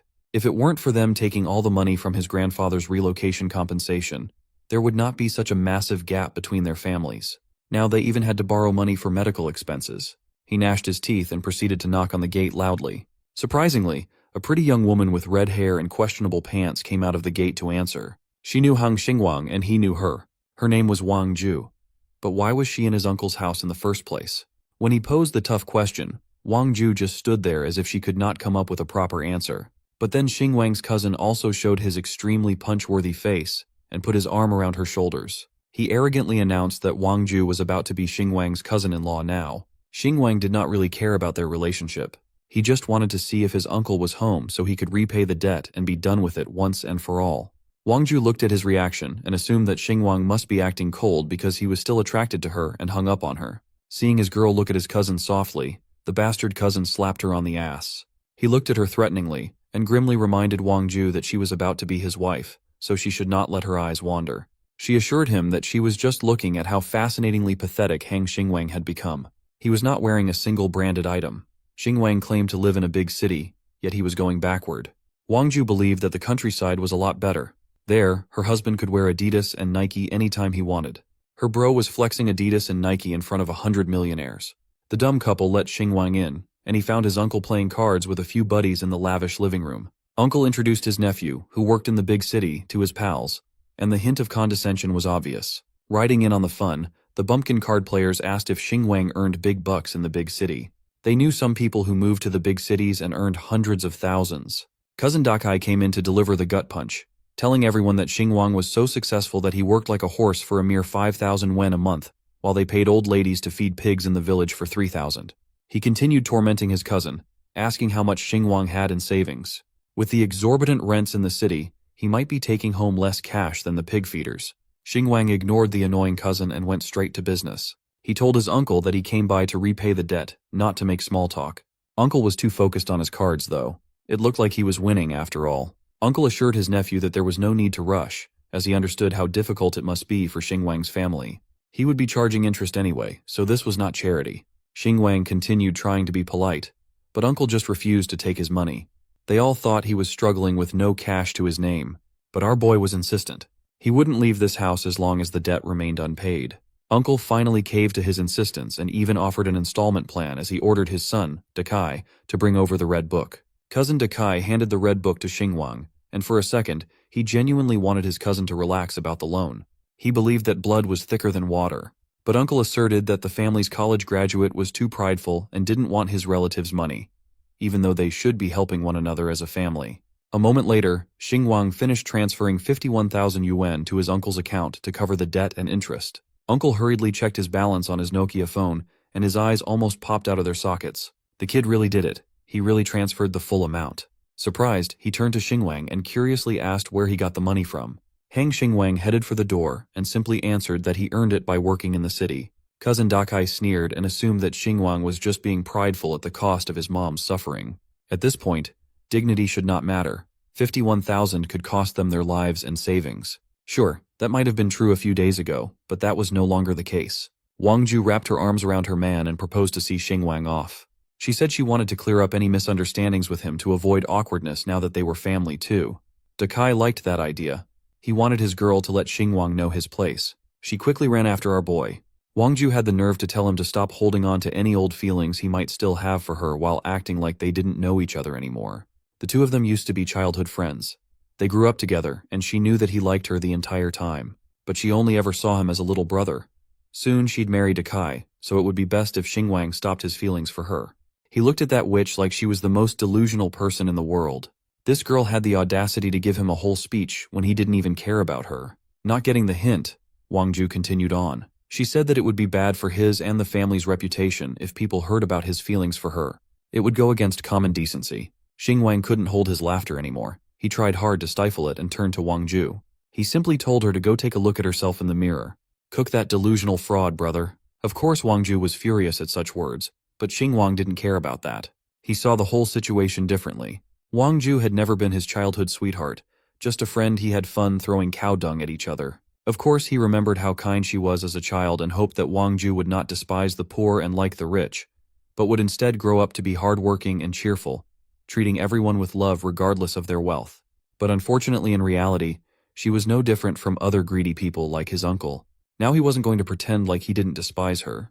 Wang Ju understood these words in her own way, certain that he was saying this because he didn't get her as a wife, and that's why he was angry and trying to humiliate her. But she was ready to forgive him because she would soon be his sister-in-law, and she didn't want to fight with him. Let the past be the past, no matter what it was. Such an answer surprised Xingwang. Though what else could he expect from another greedy girl? He wasn't going to waste any more time on her and turned around to leave quickly. This attitude made Wang Ju even more furious. She had tried to appear friendly, but now her patience had run out and she wasn't going to pretend anymore. She quickly stood in front of Xingwang and asked what he was thinking to do. Does he really hope to become someone significant just because he graduated from a second-rate university and lives in the city? It's all useless, and he will never become as rich as his cousin no matter how hard he tries. Wang Ju thought she had long ago understood how life works. The rich like his uncle can live in luxury, in a house of hundreds of square meters, eat, drink, and relax, while poor people like Xingwang and his family are forced to cram in a small apartment, constantly in debt and working. For her, the choice was obvious. But even there, she didn't stop and remembered about Xingwang's mom, who was constantly sick and making their situation even worse with hospital bills. And neither $5,000 nor $15,000 would solve that problem. She's also sick of being nice and glad she could say all this to his face. Of course, Xingwang was pissed at this little witch who finally showed her real self. She doesn't even know what she's talking about when she thinks his uncle and cousin are the richest in the world, and brags about it like it's worth something. In reality, Xingwang and everyone else doesn't care about her and her future husband. And with her behavior, she just showed that she's just a narcissistic painted toad. Wang Ju didn't even know what to say and could only point her finger at our hero, trying to think of ways to humiliate him. But Xingwang was ahead of her. He had something else to say, because unlike her future husband, he is self-sufficient, works hard, is diligent and motivated, respects his parents, and does not treat people based on their wealth. And that's all much better than just the money his cousin has. And Wang Ju should stop acting like a crazy person and just look in the mirror. For exposing and putting in place another money-hungry witch, the system rewarded our hero with another house. However, there was one thing that the house was about to be demolished. It was a bit unexpected, but Xingwang was going to deal with it. Meanwhile, Wang Ju was not going to calm down, and kept pointing her finger at our hero saying all sorts of insults. He got fed up and grabbed her finger and pointed it back at her, advising her to stay in this house with her future husband and not to harm others. At this, he hurriedly walked away from this crazy girl. But soon as he got far away, a car caught up with him. And of course, he got splashed with mud from a puddle. Who'd doubt it? It was his cousin in the car. He stopped, and did not miss the opportunity to laugh with Xingwang, justifying himself by saying that he was in a hurry to go to the construction site. After all, his company had recently received an order from the First City Construction Bureau, and now he was the one in charge of building roads in the town. Moreover, he offered Xingwang a job if he wanted one. There would always be a job at the construction site. Xingwang immediately realized why the roads in the town were so terrible. It was obvious the son had inherited his uncle's talents in corruption. In that case, Xingwang was ready to help his hometown and eliminate these scoundrels from government contracts. To do so, he went to the First City Construction Bureau and sponsored the construction of new roads in the town instead of his cousin's crooked repairs. For this, the residents were very grateful to him and promised that they would always remember his kindness. To Xingwang, it was just a trifle now. Of course, the system rewarded him for it. In gratitude for investing in the development of his hometown, he was given 100 houses to own. Even Xingwang, who was used to receiving generous gifts from the system, was shocked. He didn't even know what to do with all these properties. But in this system could not help him. It was a gift based on his behavior, and now he himself must decide what to do with it all. Of course, our hero wasn't going to blame the system for that. Better to have 100 houses than none, right? But even so, he began to notice that the system is becoming more and more abstract. And if before he received only small amounts of money, now he gets hundreds of houses. What's going to happen next? Will the wealth of the whole world end up in his hands? To this question, he has not yet found the answer. Daytime in the hospital, the dutiful son, Hang Xingwang, peeled apples for his mom, sharing a caring and tender mother and son moment. A moment later, the doctor and nurses entered with a smile, informing them that the surgery was successful and mom could now be discharged. Given that the surgery took place just yesterday, Xingwang immediately protested that his mom still needed more recovery observation periods and shouldn't be discharged. The fees won't be a problem at all. With a dark expression, the doctor asserted that he already processed the discharge papers. He then ordered his nurses to help the patient pack her things as fast as possible. Xingwang refused to stand down. There's clearly something fishy going on here. Worried, his mom tried to get her son to stand down. Starting to become impatient, the doctor dropped his polite demeanor and continued asserting his orders. He insisted that they were just taking up medical resources unnecessarily and that other patients needed the room. Xingwang slammed the knife he used to peel apples down the table, making the bastard doctor flinch. Shaken, the monster threatened to call security if Xingwang caused trouble. Not wanting to be a burden, Mom softly tried to convince her son that they should just give way and that there was no need to spend more money on medical fees. The doctor echoed his mom's sentiment, telling Xingwang to be a good son and listen. He then turned to the nurses who were packing up the clothes and nastily asserted that any trace of poverty should be cleaned. Balling his fists and trembling in anger, Hang Xingwang refused to let this matter go.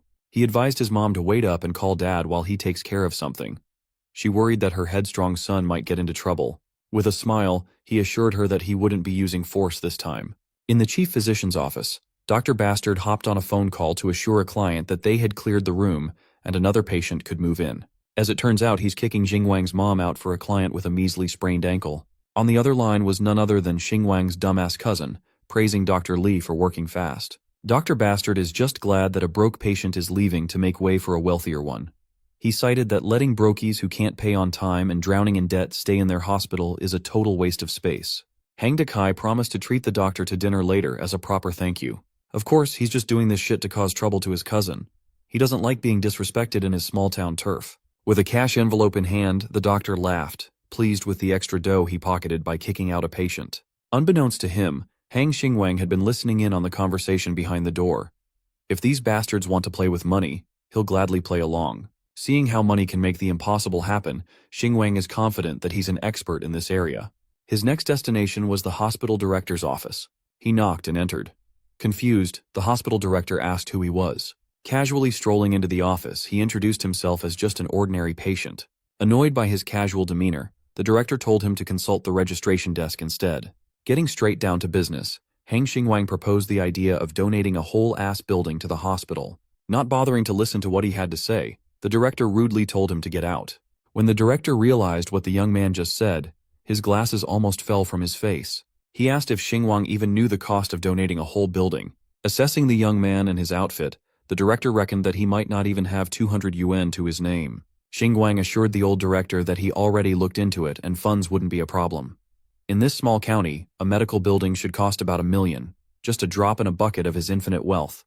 It'll also benefit the locals. He commented on the overcrowded wards in the hospital and his desire to help. He wanted to make things more convenient for every patient, especially after surgeries. However, he also wanted an investigation into any corrupt practices by employees. While the director is aware of overcrowding, he resents the implications of corrupt practices. Xingwang knows that the director is in a helpless situation, and so are some doctors. However, some of them are taking dirty money from special connections and harming ordinary patients. Refusing to believe the accusations, the director asserted that he's been in the industry for decades and he trusts his principled doctors. Xingwang finally explained his mother's case. She just had major surgery 24 hours ago, and now she's being forcefully discharged to make room for an incoming patient with a sprained ankle. Headstrong, the director refused to believe the allegations. He can't even imagine that one of his doctors would do something that heinous. It doesn't align with their hospital procedures at all. Angered, he told Xingwang to at least make up a believable story if he was going to play pranks. To calm him down, the young man pulled out a voice recorder and urged him to listen first. The director pushed the recorder up to his ear and intently listened. Recorded on the device was the whole conversation between Dr. Li and Hang Dakai. Still refusing to believe after hearing the whole tape, the director refuted that recordings can be faked or edited. Xingwang reckoned that this old man must be either naive or he's in on the malpractices and trying to cover it up. Seeing that his first card wasn't strong enough, Xingwang made a phone call to Engineer Kang's office from City Construction Unit 1 and casually put in an order for a new building for the county hospital like he was ordering pizza. He then asked the engineer to swing by the hospital director's office to discuss the details of the construction. Since the director was still being skeptical, Xingwang passed the phone to him. The young man urged the director to not let a few minutes of stubbornness cost the hospital a whole building, and extended his hand. Upon lifting the phone up to his ear, the director heard and recognized the engineer's voice. Engineer Kang congratulated the old bat for being so lucky and getting a free building out of nowhere. A few minutes of chatting with the engineer wildly changed the director's disposition. He's finally convinced that Xingwang is a low-profile tycoon of some sort. The two sat down, and the young man reiterated his demands and hearkened back to the audio evidence. Still, the director doesn't think that a recording would suffice to take drastic action. Xingwang simply upped his offer to 2 buildings, shocking the old bat. Putting his foot down, he asserted that he didn't have any other requests. He just wanted to punish that bastard doctor severely. With a proper investigation, the hospital must restore fair opportunities for ordinary patients. When asked for his name, he explained that he was just an ordinary kid from a farming family doing what was right for the people. His name is not important. He almost looked cool until he added that they could just refer to him as the messenger of justice. As soon as he exited the office, the director furiously reached for his phone and ordered someone to bring him the most recent discharge records for investigation as soon as possible. Later in the day, a nurse came to Dr. Li to inform him that the director was waiting for him outside the ward. As soon as the director hatefully laid out the case against Dr. Bastard, he dropped to his knees. He begged his boss to not fire him. He pitifully cried and insisted that he had elderly parents and young children to support. He simply can't lose his job. The director looked at him like a disgusting worm. A doctor like this with no ethics will never be welcome to the county hospital. Back in Hang Dakai's home, he boasted to his gold-digging wife that his career was on the rise, and they'd be able to afford a house in the city soon. The peaceful massage session was interrupted by someone angrily barging in through the door. It was his brother. He's pissed at Dakai after seeing his ankle-sprained wife get kicked out of the hospital because of Dakai's faulty connection and bribe. This is his first time hearing this wrinkle. Hang Dakai hurriedly pulled his phone out, promising that he'd call the hospital and clear up the misunderstanding. He dialed Dr. Lee, and, to his surprise, the number had been disconnected, leaving him in the dark about what had just happened. As soon as Xingwang brought his mom back home after a proper and timely discharge, boxes of medical equipment were wheeled into the Hang family residence. His mom worried that hiring a caretaker and all the equipment would cost a lot of money. Xingwang assured her that the hospital arranged everything so they didn't have to spend a single cent out of pocket. Dr. Lee was fired for malpractice, and this is their compensation. Xingwang felt good about himself. He helped his mom and the people of the county in the process. Suddenly, Hang Dakai barged through their gate, accusing Xingwang of playing tricks. He spent more than 10,000 on a hospital bed, and it was all for nothing. Not knowing what was happening, Mom scolded Dakai for blabbering like a crazy person. The dumbass just verbally admitted to bribery. Acting as though he didn't know, Xingwang returned the anger and blamed Dakai for his mom's untimely discharge. Realizing that he messed up, Dakai tried to backtrack his accusations while fumbling his words. He then continued accusing Xingwang of pulling strings behind the scenes, leading to the hospital arranging for a private caretaker for his mom. He asserted that the hospital's director was just an upright guy who wanted to make things right. Dakai refused the flimsy excuse and demanded that he be compensated. It took him and his brother a long time to build business connections, and his career is on the line. Now that he offended the guy, he's pinning the responsibility on Xingwang. Our boy played dumb. Dakai had been boasting that he's a high-income earner making millions a year, yet he's here extorting money from his poorer extended family. He asked Dakai if a guy like him, making 5,000 a month and grinding in the city in a small apartment, had the power to make a big boss fall so hard. Given his stupidity and ego, Dakai didn't have the mental capacity to clap back. Xingwang escorted his mom back inside the house, chalking up Dakai's outburst to karma for being an asshole. People who use dirty money think they can solve everything with cash until a real money printer comes in. Dakai finally dropped the matter, thinking that this was just a case of a blind cat catching a dead rat. He stormed out of the Hang residence, outrightly yelling at Xingwang that he'd die broke. I don't know about that, buddy. Xingwang looked at his cousin, dumb and evil. What a terrifyingly unfortunate combo. He turned to his mom and gently continued on their walk. She's worried that Dakai might retaliate against them, given how furious he seemed. Xingwang actually wants that to happen. He'd like to see what the dumbass can possibly do after the next domino falls. On the way back home, Dakai drove like a madman and wondered if he just saw Manager Kang heading towards Xingwang's house. He dismissed the thought, thinking that such a big shot wouldn't come to a remote place. But he wasn't mistaken. Manager Kang entered the gate of Hang's residence with a wide smile and some meaty gifts in his hands. Not wanting to reveal his connection with a famous big boss to his mom, Xingwang improvised and acted as though he just helped Manager Kang in a trivial matter earlier. Catching what he's putting down, Manager Kang nervously played along, correctly assuming that the young tycoon was hiding his identity from his parents for some reason. He then dragged the manager out and urged his mom to go inside first. Xingwang explained that he's keeping a low profile for now. Manager Kang admired him for doing good deeds without leaving a name. Kang also informed him that the task for today had been handled, and Xingwang praised his efficiency. Halfway through his drive, Hang Dakai received a phone call from Mr. Zhao informing him that he wouldn't be involved in the road repairs anymore. Flabbergasted by the nuke his boss just dropped, Dakai stepped on his brakes, leaving skid marks on the road. He asked for clarification, given that the deal had already been finalized before. He already scheduled his workers, so canceling would result in lost wages. Mr. Zhao simply answered that the construction sector had set some new regulations, and Dakai's team failed to pass the review and hung up the phone. Just like that, his million-yuan deal fell through. Hang Dakai was stunned, his phone dropping from his hand. Mr. Zhao is just doing what Manager Kang and the mysterious benefactor ordered. By nighttime, Han Dakai wrapped up some red envelopes and visited a club that Mr. Zhao frequented to talk some more. He reminded Zhao that if he gets the contract, Zhao can just sit back and collect his share. With 2 women on each arm, Mr. Zhao refused to engage with the fool. Dakai slyly slid the red envelopes on the table and offered to adjust Zhao's cut from 30 to 40%. Finally, the fat bastard opened his eyes. His disdain for Dakai flashed.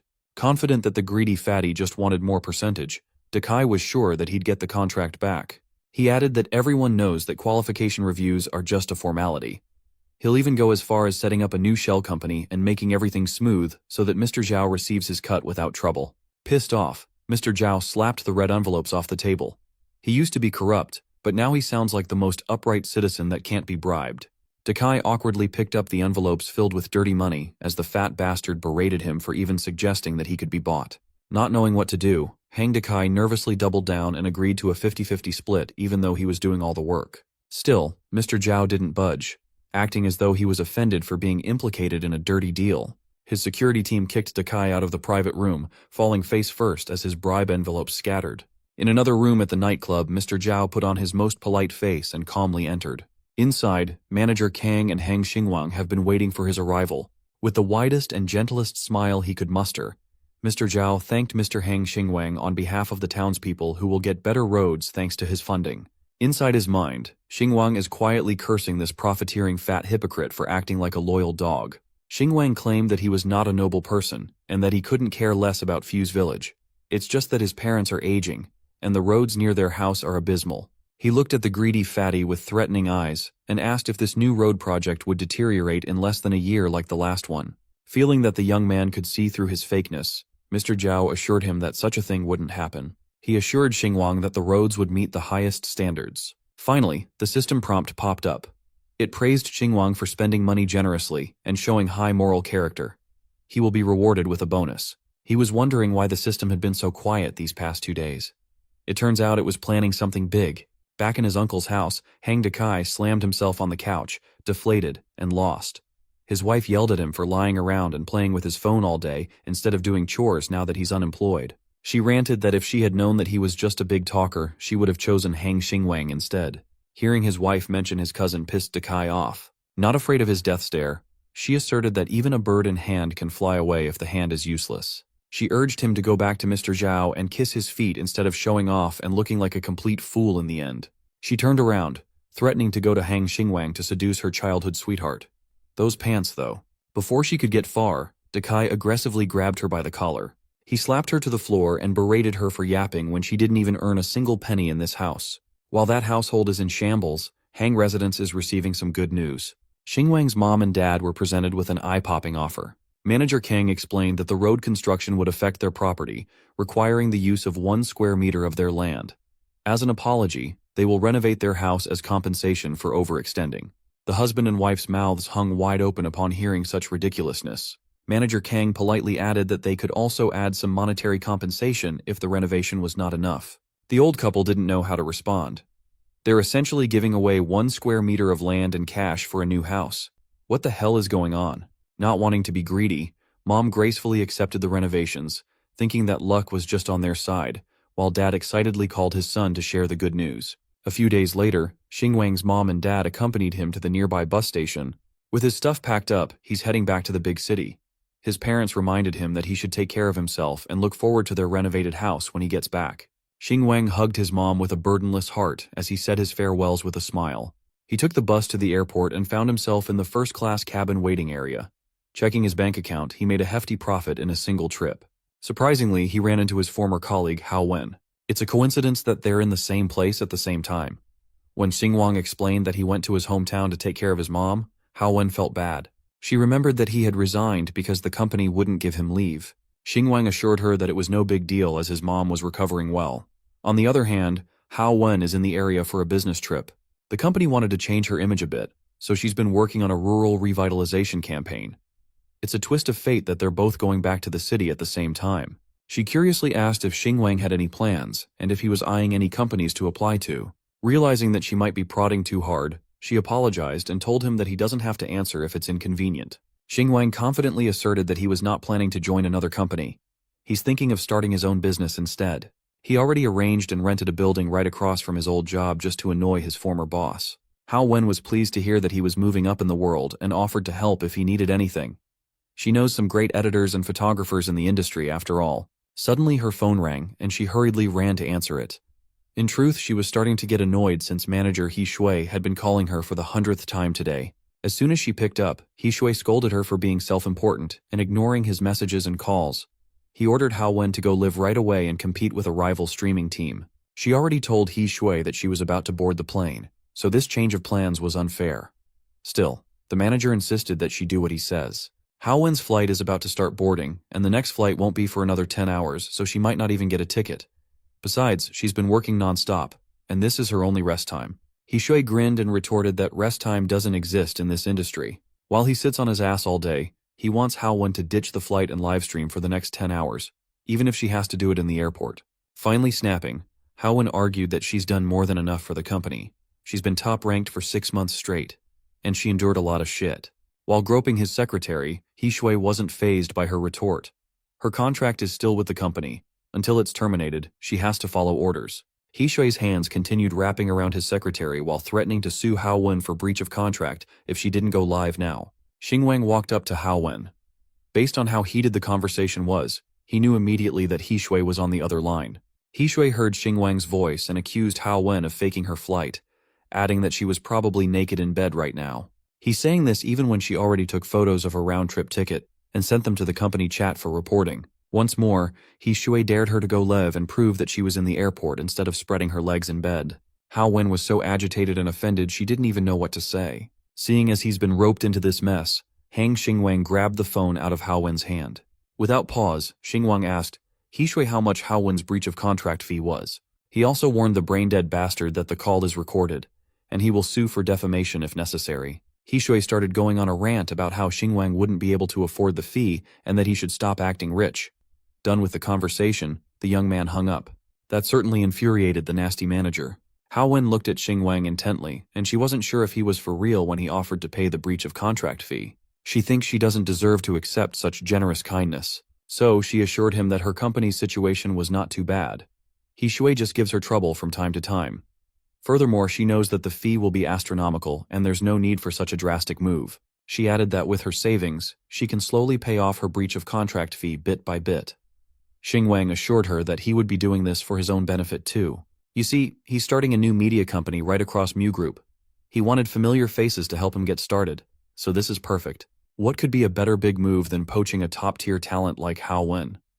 She wasn't expecting to hear that the business he mentioned would be a rival company to Miao Group. She couldn't help but wonder about who Hang Xingwang really was. He explained that he would offer a pure commission salary package model with half of the monthly earnings going towards paying off the breach of contract fee. After it's paid off, they can split the net income to 70 to 30. 30 for him and 70 for Hao Wen. Hearing such a generous offer, Hao Wen became certain that this guy was kind-hearted. Not knowing the industry rates, he asked if the ratio was too low. He doesn't even need cash for himself so he can readjust. Hao Wen explained that the ratio was actually too high, and she felt uncomfortable accepting it. For most live streaming companies, a 50% split would already be considered very good. With the breach of contract fees, even a 20 to 30% split to her would be natural. Xingwang explained that among all the talents in Miao Group, she was the only one who never looked down on him. She even helped him out sometimes and treated him like an equal. It's his turn to return the kindness. Moreover, he has a good eye for people, and he wants to invest in Hao Wen's bright future ahead. So, he's asking her to switch jobs so they can both make money. He genuinely believes that the breach of contract fee is peanuts compared to her potential. This offer is just a form of advancing the payment for her services. Hearing genuine compliments about her work made Hao Wen blush uncontrollably. He's clearly extending a life-saving branch to someone drowning, yet he insists on making it sound like she's doing him a favor. She smiled, looked up, and finally accepted Xingwang's proposition. That day, she didn't go live. Instead, she boarded the plane with Hang Xingwang. Together, they stormed the office building area where Miao Group is located. Inside the Miao Group media office, some employees recognized Xingwang and looked up from their desks. Eventually, they reached He Shui's office. He angrily looked at Hao Wen and accused her of believing the empty words of a man clouded by lust just because they were banging. He threatened to make her regret bringing Xingwang all the way to this office. If he can't afford the fee, she'll be the one left in disgrace. Tired of his tiresome shouting, Xingwang pushed He Shui to stop wasting time and call the legal department. He doesn't have time to argue with this imbecile. He Shui stood up. He heard that Xingwang recently came into some money, so he was flushed with cash. However, he warned that when poor people become rich, they can easily get lost in the sauce. As his former supervisor, He Shui reminded Xingwang that sudden wealth can be gone in a flash. He thinks that this young man will just end up in debt and his life will be ruined after this transaction. Xingwang nonchalantly swiped He Shui's dirty paws away. You see, he views money as a renewable source. The more he spends, the more he'll get. Simple as that. He thinks He Shui is being belligerent and losing his temper because he's afraid that Xingwang really can afford the fee. Exposed that he's biting off more than he can chew, He Shui trembled. He coughed a few times and insisted that he doesn't own the company and that he's not the one losing money, so he doesn't have anything to be afraid of. Xingwang looked at his former supervisor, an ant with a little bit of power, and used it to bully people. He's the type of guy to fall in the future. Infuriated, he called Xingwang a former dog under his command, so he didn't have the right to act so proud. Xingwang asserted that he was a legally employed worker signed under a contract. If He Shui calls him a dog one more time, he will pursue legal action. He reminded He Shui that Miao Group's Clause 5 pertains to the prohibition of the spread of false and defamatory statements that harm another party. This is effective even after contract termination. If Xingwang ever hears a single malicious rumor, he will have the right to prosecute on behalf of Hao Wen. Not long after that, the legal team representative led them to a conference room to sign the necessary documents. Xingwang could tell that Hao Wen still felt uneasy. He Shui continued his vapid yapping, warning Hao Wen of tying her career to a person who just came into some money. Hearing his irritating voice pushed Hao Wen to finally sign her name on the dotted line. Finally, she breached her contract on paper. He Shui was shocked that his intimidation tactics didn't work. He nervously asked for the payment, warning Xingwang that he shouldn't run off and leave this mess for Hao Wen. The imbecile kept on yapping when Xingwang had already sent the payment a minute ago. He has tens of millions in cash flow lying around, so it was easy. Tired of dealing with this bullshit, he shooed He Shui away to check on the finance department for confirmation. Xingwang walked over to the penthouse mirror. He likes being in upper management just from the wonderful view alone. This is the start of a long and prosperous future for Xingwang's new business venture. For this transaction, the system congratulated him for understanding the true essence of money. From not looking at price tags, he's graduated to contract termination without asking the cost. He was rewarded with 99,999,999. It's about time to take down his old company. When the new business partners exited the office building, a familiar face called out to them. Wearing a revealing outfit, Zhan Qingqing hurriedly caught up to them. She heard the news that Hao Wen had resigned, so she was wondering if they'd be able to meet again. Hao Wen hesitated to answer, and Xingwang interjected that it wouldn't be a problem at all. After all, he bought the opposite office building. Zhan Qingqing can even come over to have lunch in their cafeteria if she wants. Qingqing was dumbfounded by his words, as though what he said didn't make a lick of sense. Refusing to elaborate further, Xingwang took an urgent phone call. Looking at the name of the caller, he can't seem to remember someone named Li Wanying. When he answered, a sweet voice sounded, notifying him that his property certificate was ready. He committed to coming over to pick up the certificate soon. With everything that's happening today, he almost forgot to inspect the villa he just got. He urged Hao Wen to take some time to rest and plan their business, while he takes care of some things. She cheerfully responded with a blush and smile. She's just telling Qingqing about how Xingwang paid for her contract termination fee without batting an eye. Qingqing can't believe that the former office errand boy is actually a wealthy tycoon. You truly can't judge the book by its cover. Xingwang's destination is a lavish real estate building. Li Wanying is on a call with her employees, asking them to be alerted for the arrival of a VIP client. Welcoming this VIP is crucial for their office's performance, so everything must be perfect. The floor manager on the other line assured his boss that they would arrange an appropriate reception. He ordered his men to gather around, and the neatly dressed employees followed. The floor manager informed everyone of Mr. Hang's arrival, the man who bought the 300 million yuan villa. Everyone must present themselves well to maintain the reputation of Red Cheng Real Estate. He turned to a young woman, a new hire, and reminded her not to be careless in the presence of an important guest. In turn, she asked Manager Wang if they had a photo of the VIP so they don't greet the wrong person. Manager Wang boastfully explained that they are dealing with a mysterious tycoon, so photos are a no-go. But he's certain that a rich man like that will have a grand presence that will light the place up. He criticized her for lacking such basic judgment, and she apologized. Manager Wang ran his fingers on a wall and felt dust build up. He yelled at the cleaning team to get to work until the place didn't have a speck of dust left. Outside, Hang Xingwang's taxi pulled over. He's arrived at his destination. Looking at the exterior of the real estate office, he was impressed. As expected of Red Cheng, they really are the top brand in Swan Bay. Just the sales office itself looked lavish. He noticed that suited-up men lined up outside and wondered if the company chairman was coming or something. Since the men weren't paying close attention, he strolled past them and entered the office. It's a big sales office, yet there's not a single employee inside. He's starting to think that this promised villa might be a bit suspicious. He looked at the miniature model of the neighborhood and smiled. The landscaping is top-notch, and each house has pools. He wondered which villa was his. The lively female employee approached Xingwang with a smile and offered to show him around. Manager Wang called the girl named Irene over, beckoning him away from Xingwang. He whispered that they weren't supposed to receive other clients today, so how could they let a random young man enter? Manager Wang believes in his calculation that the VIP client will arrive soon, and if he sees someone else inside, he might feel disrespected. Irene argued that turning away other customers doesn't seem like the right move. He called her a foolish girl and walked up to handle the young man eyeing the miniature neighborhood. By his estimation, this kid is probably another brokey who dared to enter the Swan Bay sales office. They must get rid of him quickly. Manager Wang walked up with a judgy expression. He told Xing Wang to know his place and stop wasting people's time by looking and gawking if he couldn't afford their offerings. Right from the jump, Xing Wang didn't like the cut of this bull cut's tongue. Manager Wang called Irene over to clean up more dust that he noticed and sweep out the trash. Xing Wang asked how he would know if the properties were good if he didn't look. Running out of patience, the manager commented on his cheap-ass look. Manager Wang asserted that their houses go for $300,000 per square meter, so the young man should just stop embarrassing himself. Our boy is starting to get seriously turned off by the abysmal customer service. Given that the employees judge based on appearances, he's thinking that the high prices might not be worth it.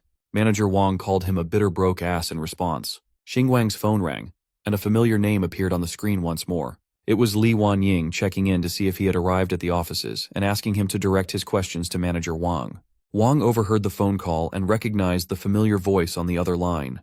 Xing Wang tattled that Manager Wang called him unworthy of buying a house and an embarrassment. He threatened to cancel the transaction, and that he'd just buy a property elsewhere. The big boss, stood from her chair and begged Xing Wang to wait a moment, and she'd be right there. This is either a misunderstanding, or Manager Wang has finally lost his mind. Running as fast as she can while trying hard to keep Xing Wang from leaving, the big boss rushed.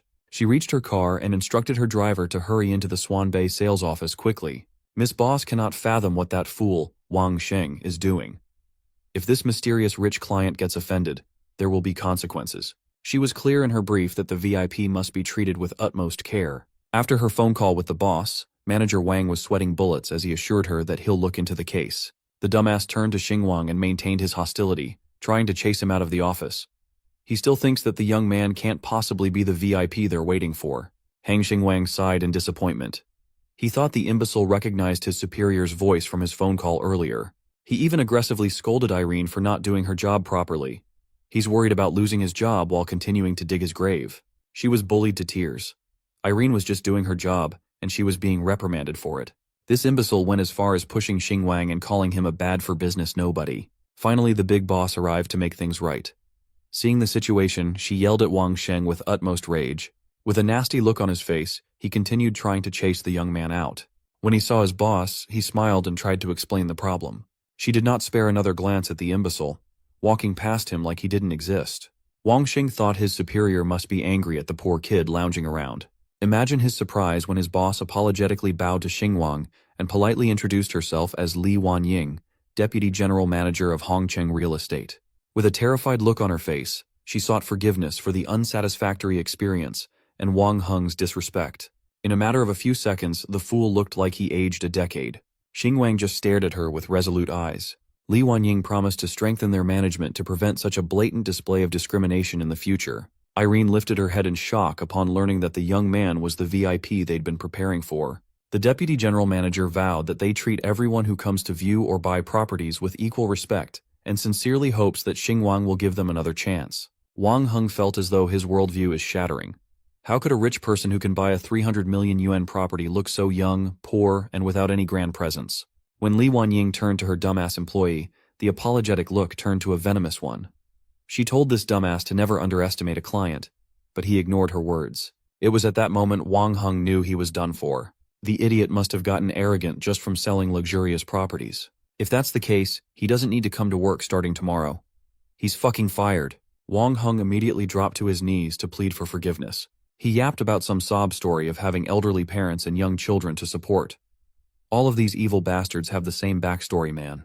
He crawled over to Li Wanying and hugged her knees as he pleaded not to get fired. He should have been thrown in jail right then and there. Li Wanying is running a business, not a charity. She's willing to be vicious when needed. Seeing as begging his boss won't cut it, Wang Heng crawled toward Xing Wang to admit that he was wrong to judge by appearances, and begged for one more chance. Irene trembled in fear. She's afraid that she might be next on the chopping block. Contrary to what Irene feared, Xing Wang shot him a glance, openly praised her for her services, and recommended her for the newly vacant manager position. Wanting to please the VIP, Li Wanying agreed with a smile and invited Xing Wang to view the property. She jumped from being bullied for not doing her job correctly into being the manager. As Li Wanying and the young man walked out, the new and former manager stared blankly. Realizing that she just got the fastest promotion of her life, Irene couldn't help but think that she must be dreaming. Being cheeky, the system rewarded Xingwang with 1 heart for upholding justice against discrimination. He inwardly thought that he preferred practical rewards instead of hearts. However, the system explained that these personal compliments must not be underestimated, for they can help at crucial moments.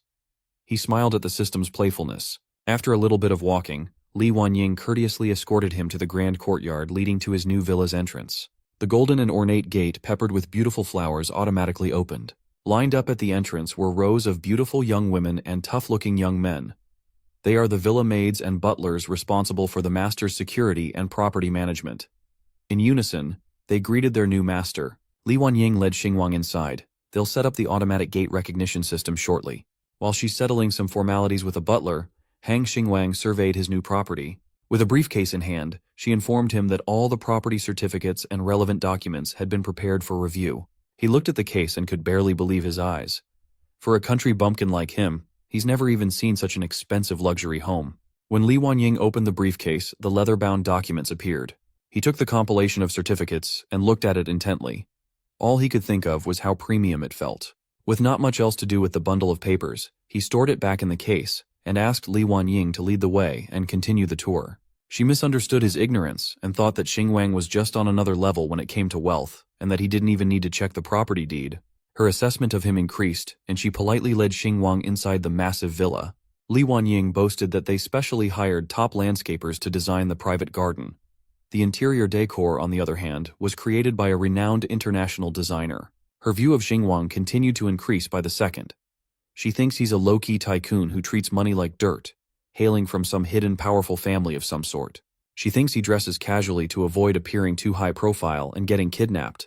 Xingwang assessed the beautiful landscaping and considered adding another garden plot to plant some cabbage and eggplant for his parents. As expected of a top luxury residential area, everything is grandiose. But he prefers practical crops like string beans and bitter gourds. He's truly a country bumpkin. Seeing him frown at the garden, Li Wanying assured the VIP that she could help contact the designers for further modifications. He'll give the idea some thought first. He can definitely see a lot of areas to be redesigned. There are just too many impractical and luxurious things that his parents would not be comfortable with. Hearing his thoughts, the system popped up and rewarded him 99,999 yuan for finding reasons to dislike a 300 million yuan mansion in just 1 minute. He even unlocked a new skin, a cartoonish pot. The system explained that as the host enters a new life stage, so does the system itself. Li Wanying becomes more and more confident with her assessment, seeing as the young tycoon looks unsatisfied with the perfect garden. She reckoned that his refined taste from his prestigious background must be hard to please. She praised Xingwang for acquiring the district's crown jewel at such a young age, wishing him well with his limitless future. She then informed him that her company's CEO promised to pay a visit upon returning from a business trip. Xingwang politely declined the CEO's visit, telling Li Wanying that he didn't spend that much, so it was not worth making such a fuss. With a polite smile, she honored his wishes and vowed to do her duty and to continue supporting him. Inside, she was yelling at him for calling 300 million not worth making a fuss over. Even for her, it's rare to see this caliber of rich people. It made her even more curious about what mysterious family Xingwang must belong to. Finally, after walking for minutes, they arrived at the ornate white house accentuated by gold and blue. She opened the gate, bowed, and invited Xingwang to enter his new home. From the property in front of Xingwang's, a sultry voice asked her butler who brought the crown jewel villa of the neighborhood. The butler, Uncle Zhang, answered that the property was bought by a young man named Hang, who was in his early 20s. His boss, a delicately beautiful woman, turned her head in surprise. Uncle Zhang asked his young miss if he should look into the new neighbor's background. The young miss did not authorize the proposed investigation for someone who can casually buy a 300 million yuan villa, which is certainly an extraordinary person. If they investigate, they might offend the mysterious young man. She instructed her butler to prepare a suitable gift for when they pay Mr. Hang a visit another day. After 3 months of preparation, Xingwang and Hao Wen celebrated the grand opening of their new company. Duojin Media is finally open for business. For his opening speech, Xingwang thanked director Hao Wen for taking charge of training their new talents over the past 3 months. He assured his employees that their hard work would be met with rewards. The beautiful women trained to be their new live streamers cheered for their big boss. Xingwang pulled Hao Wen from a shitty situation and gave her a new career path. She couldn't help but look at him softly. You see, 3 months ago, Haowen was informed that she wouldn't have to live stream for the new media company. Xingwang believed that good steel must be used on the cutting edge. What they lack is a good staff for recruitment and training of new talent. Haowen will fit perfectly with her experience. Half of the streaming profits of new streamers will go directly to her, and she thought it would be too much. But she will be the founding heroine of Duojin. Her expertise in the field and the streaming process will surely come in handy. She knows how to attract attention, and that's infinitely valuable. Of course, once the company stabilizes, she can switch back in front of the camera if she wants. After hearing Xingwang's explanation, she firmly decided to stay behind the scenes and cultivate a new generation. Back to the present. On a random workday morning, He Shui came across Duojin Media's account. He was surprised to see that they signed quite a few up-and-coming independent streamers. He believed that starting from scratch in this day and age is just a failure waiting to happen. He Shui has conceded that these newbies don't have what it takes to compete with Miao Group. Suddenly, He Shui's boss, a wannabe gangster with weak-ass gold chains and gold teeth, barged into his office to confront him about Duojin Media across their office building. Shui's arrogance vanished, and he offered his seat to his cousin boss and assured the wannabe gangster that he was already handling the matter. With a grim smile, the boss ordered him to show who the real big dog in the live streaming industry was. Like a good lapdog, He Shui wagged his tail and got to work. Meanwhile, Xingwang is steadily settling into his new role as CEO. He's currently browsing interior design samples for his home, and none was up to his standard. He believes that his 300 million mansion has to be luxurious and creative. A knock interrupted his browsing, and Haowen exasperatedly walked in to inform him that their streamers were getting spammed with PK invitations from Miao Group talents. These talents all have millions of followers. On their workgroup chat, the Duojin streamers are starting to worry and are unsure as to what to do with the invitations. They're anxious about losing and getting humiliated. But Xingwang recognized this shameless bullying as Miao Group's old trick. They're trying to make a big show while subtly encouraging fans to cyberbully small streamers. It's a clear tactic to show how big of a powerhouse they are, but they picked the wrong opponent this time. Since PK challenges are just a gift revenue contest, Xingwang passed the order to accept the invitations. Haowen was concerned that Xingwang would pay for gifts and rockets for their new streamers out of his own pocket. It might be a bit extravagant, but it's a straightforward path to win. Haowen suddenly recalled the club incident where a user named Brother Wang helped her in a PK battle. Xingwang is completely bought in on the idea that money is only money when it's spent. If it stays in your hand, it's just numbers. Still, Haowen advised him to spend wisely since over half of the gifts go to channel fees and platform cuts. She had already seen him pay tens of millions in penalty fees and rocket gifts for her. Logic dictates that he can't keep spending like this. However, there is no hint of worry on Xingwang's face. He views this challenge not as wasted money, but as an investment. Since they're a new company, they need all the hype they can get. If they handle this situation well, they will immediately cement their name as a real player in the industry. Imagine small streamers overtaking those with millions of followers. The buzz generated will be sensational. Moreover, he trusts Haowen and their talents in creating content. If they retain most of the new viewers that will flow in, they'll run away with a massive win. As for the finances, there's no cause for worry. Xingwang will personally make sure to inject funds steadily and securely.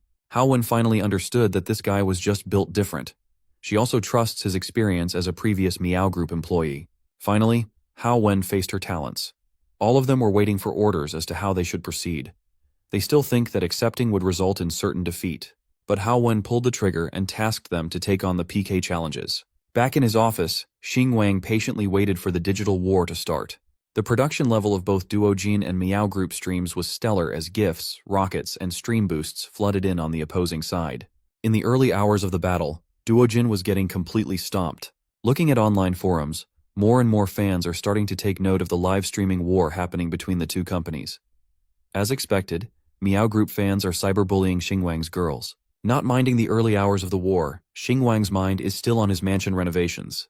Haowen entered his office to give him the live report of how badly they were getting crushed. But they've got multiple accounts ready to fire with millions of funds loaded up. Xingwang chose not to rush, waiting for the right timing while they conserve strength for a bit longer. They will wait for the peak of attention. When the mocking reaches the highest point, they will nuke Miao Group in one wave. The pressure is getting to Haowen. Xingwang understands that their streamer's mindset is also critical, so they can trickle in some rockets to reassure them and maintain peak performance. In the Miao Group offices, He Shui had already busted out the celebratory alcohol, thinking that they had this war in the bag. With an arrogant smile, he felt pleased with himself, even if he lost Hao Wen as their top talent. But his boss thinks destroying a small-time company is not even worth celebrating. Although they got tens of millions in breach of contract fees, he's still a bit bitter about losing Hao Wen.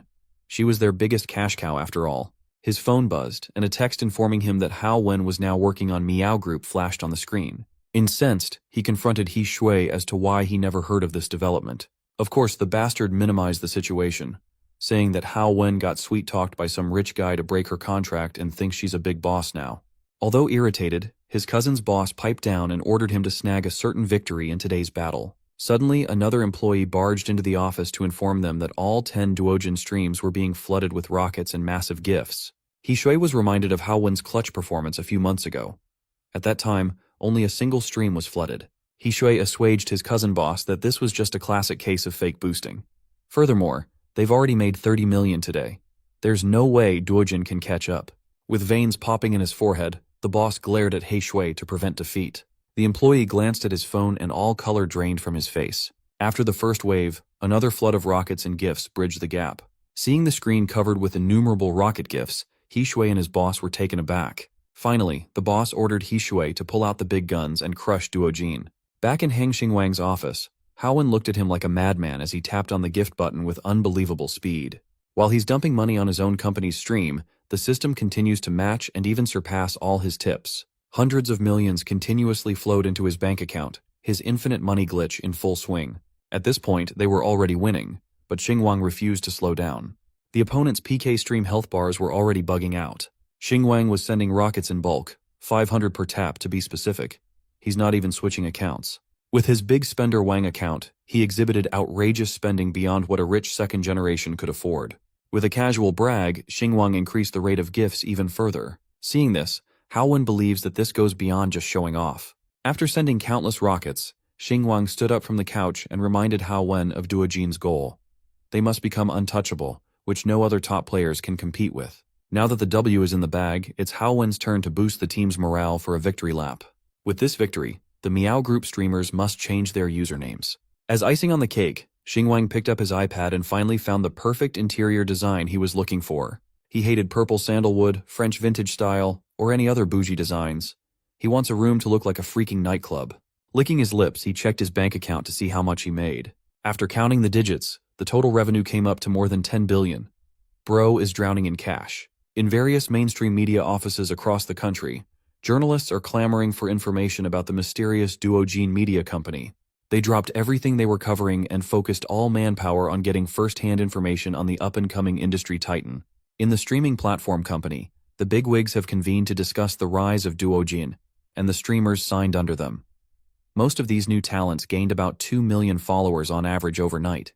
The CEO of the platform wants to negotiate with Duojin personally. Inside said company's streaming room, the Duojin talents collaborated to thank all their new fans for their support. Once the stream ended, all of them were exhausted from a long day of streaming and earning millions. Seeing their CEO enter the room, the Duojin girls surrounded Xingwang with wide smiles plastered on their faces. He broke the news that today's revenue will be split according to contract ratios. With this windfall, they're basically millionaires now. The system playfully rewarded him with 500 yuan for his generosity. The amount of fluctuation inwardly annoyed Xingwang. Outside, Hao Wen saw Xingwang treating his employees big-heartedly and smiled. Meanwhile, in Miao Group media, the boss is furious, and He Shui is terrified of what would happen to him for this colossal fuck-up. The online forums have quickly latched onto the hype, and they are loving the new streamers from Duojin. This online buzz continued throughout the day, long after the PK battles had concluded. They praised Duojin for the bold win, and added salt to the wound of Miao Group. Duojin media also demanded the penalty to be honored, tagging them incessantly and mass-publishing live stream clips to change their usernames. The air in the office was heavy and dark. The wannabe gangster with ugly chains looked like he wanted to murder someone. Once the employee left, he smacked He Shui across his cheek, sending the lapdog hurtling to the ground. What He Shui called a small wave of gifts amounted to 500 million. Now, they're the laughingstock of the industry. He Shui protested that they also made some money in the challenge. Hearing this made the boss even more furious. He blamed everything on He Shui's incompetence. If Hao Wen had been still in their company, he believes that this 500 million would have been in their pockets by now. He's not completely off the mark. Since that sponsor wanted to support Hao Wen so much, all of that cash flow could have been theirs. Still speaking like an ass, He Shui argued that Xingwang was just some broke loser before. The boss reminded him not to look down on the poor. Besides, He Shui's blindness failed to see someone with great wealth and nobility. He treated their biggest cash cow like shit until she left, and now, they're reaping what they sow. He Shui cheekily retorted that the boss also signed off on everything he did. That earned him a painful ass-kicking as he was chased out of the office. Back in Duojin Media, Haowen privately asked Xingwang if spending like this was really fine. She did the math, and out of the 5 billion in seed money, they'll only get 1.8 billion back. After splitting this between the streamers, it's a massive loss. In Xingwang's perspective, they didn't even spend that much. Haowen simply can't grasp the world of the rich. In reality, Xingwang only recharged 200 million. The rest of the gifts poured in from customers recharged after the uptick in viewers. The platform also matched their 200 million recharge with 100 million in gifts for later use. Rounding up, they barely spent anything. Although his rich guy math didn't make any sense, Haowen just quietly accepted. She had never expected to hear Hang Xingwang, the production guy, calling 200 million nothing. Xingwang is just sacrificing 1 to gain 10,000. They are currently getting tons of media coverage. Other companies try hard to spend countless resources for such publicity and promotion for just a single streamer, and they do it for all their talents in one fell swoop. He had already assured Haowen that her future would shine brightly. Xingwang thanked her for training streamers who can seize massive opportunities. As the saying goes, success breeds success. When someone blows up, people will naturally flock to them and appreciate all sorts of good qualities, creating a positive feedback loop. Going forward, their rise will be much easier. Xingwang has big plans. He'll invest in variety shows and TV dramas, pushing his girls into the biggest spotlights. Duojin Media won't stop at being just a streaming company. As if on cue, Xingwang's phone rang. The renovation company he contacted finally called back. With bright eyes, he left the company's reins in Haowen's capable hands while he took care of his house renovation. She'll take charge of bonus calculations. Xingwang reminded her not to be stingy and to include herself by taking a cut for all her hard work. Xingwang's recent philosophy is that if everyone is happy, everyone will make more money. So Duojin won't tolerate any shady financial nonsense. With a wide smile and a deep blush, Haowen saw him off. Inside Xingwang's exorbitant Swan Bay villa, construction work had started for the gaudy renovation. Instead of leaving it up to the team he hired, Xingwang himself led the construction job. Right then and there, he noticed a dashing old butler standing. It was Uncle Zhang from the neighboring mansion. In his hand was a welcome gift bag. Inside, there were some products from their company. This is Xingwang's first time seeing a true blue butler from a wealthy family. Truly dignified and refined. That gave him the idea of getting one for himself. Taking off his work gloves, he walked towards the dazzling butler. He apologized for the messiness of the place and the dirt around his clothes. Being polite, the butler also apologized for coming over unannounced and humbly handed the welcome gift bag. Since they're neighbors and will likely interact often, it's good to start on the right foot. Xingwang liked the butler's courteousness, as expected of a wealthy neighborhood. The gift box was labeled Premium Wild Mountain Ginseng, and it seemed quite extravagant. The case itself had a gold and silver design. He shook the old man's hand and promised to come by and return the kindness once he was done with construction work. By noon, his construction team had taken their break, but Xingwang was still going at it. Mind you, this guy has 10 billion in the bank. His phone rang, and a familiar voice reminded him that their class was having a reunion this coming weekend. To entice him to come, the guy added that Xingwang's crush from university is coming. He was not pleased with this phone call. Class reunions are just bragging contests. Back in college, Hang Xingwang was the worst off in his class. He was mocked for his lowly background, just a background decoration everywhere he went. This time is different, so he readily accepted the invitation. The guy on the other line was shocked to hear such a quick confirmation, thinking that it must be for the girl. Meanwhile, in the neighboring Swan Bay mansion, Ping Zhaozhao's villa, the butler is reporting back to his young miss. He called Xingwang a gentle and polite young man who didn't look down on a mere butler and showed respect instead. Xingwang even got his hands dirty during the renovation of his villa and got along with the workers. He took off his dirty gloves before taking the gift too. The young miss took in her butler's evaluation quietly. Her silent contemplation was interrupted by someone's arrival. When she turned around, she saw a dazzling couple. A handsome man and a gorgeous beauty in a figure-hugging white dress. The young miss turned to the man and reprimanded him for bringing people into the house. He clapped back at Ping Zhaozhao's nasty attitude, calling the girl beside her his future wife. He swore that he was done having fun and he was ready to settle down. The blonde woman named Lin Mengshi cried upon hearing Zhao Zhao's remark. The young miss could not care less as she harumphed dismissively and turned around. Lin Mengshi played the role of a damsel in distress, telling her lover that she didn't want to affect his relationship with his sister. He assured his girl that Zhao Zhao was just being dramatic and fussy. Hearing their lovey-dovey dialogue irritated the young miss. Her brother called her jealous for settling down since their grandfather said that to inherit the family fortune, she needed to get married. The young miss confidently turned around and looked at her pathetic brother. She's only 20, she has plenty of time. Besides, she's not as opportunistic as a certain someone who's willing to lose face just for some inheritance money. Moreover, it's not that easy to enter the Ping family. Marriage depends on whether grandpa approves or not, and that old man is hard to please. Outside the high-end Shenwei restaurant, a few cars parked for a gathering. Hao Wen dropped Xingwang off and promised to pick him up in an hour after running some errands. As he fixed his cheap hoodie, Xingwang can already see himself making some money today. At the restaurant's entrance, a few people have already gathered. He saw some familiar faces, like those of his previous classmates from university. A blonde girl wearing a red latex dress spotted him get out of a big C-car that cost 8 million, her eyes twinkling. The dudes immediately chided that there was no way that Xingwang could afford something so expensive. They think he must have found a sugar mommy or something. They added that this theoretical sugar mommy must be an old granny since no one in their right mind would pick Hang Xingwang. The blonde lady proposed that Xingwang might be selling his hole to an old man instead. Full ditty. Overhearing their chatter, Xingwang played along and asked them if they were jealous since they couldn't land a rich lady of their own. Blondie was the first one to snap back, asserting that she doesn't need to cling to anyone for money. If that's the case, he asked this girl why she pushed out the original wife of a factory director to take her place. He certainly touched a sore topic for her. A few moments later, another car pulled up in front of the restaurant entrance. Surprisingly, Lin Mengshi and the young master of the Ping family exited the vehicle all lovey-dovey. Xingwang's classmates erupted in cheers for the goddess and her protector. They've only ever seen young Master Ping in interviews before. One of Xingwang's classmates teased him for coming because of the goddess, only to see her with a young master.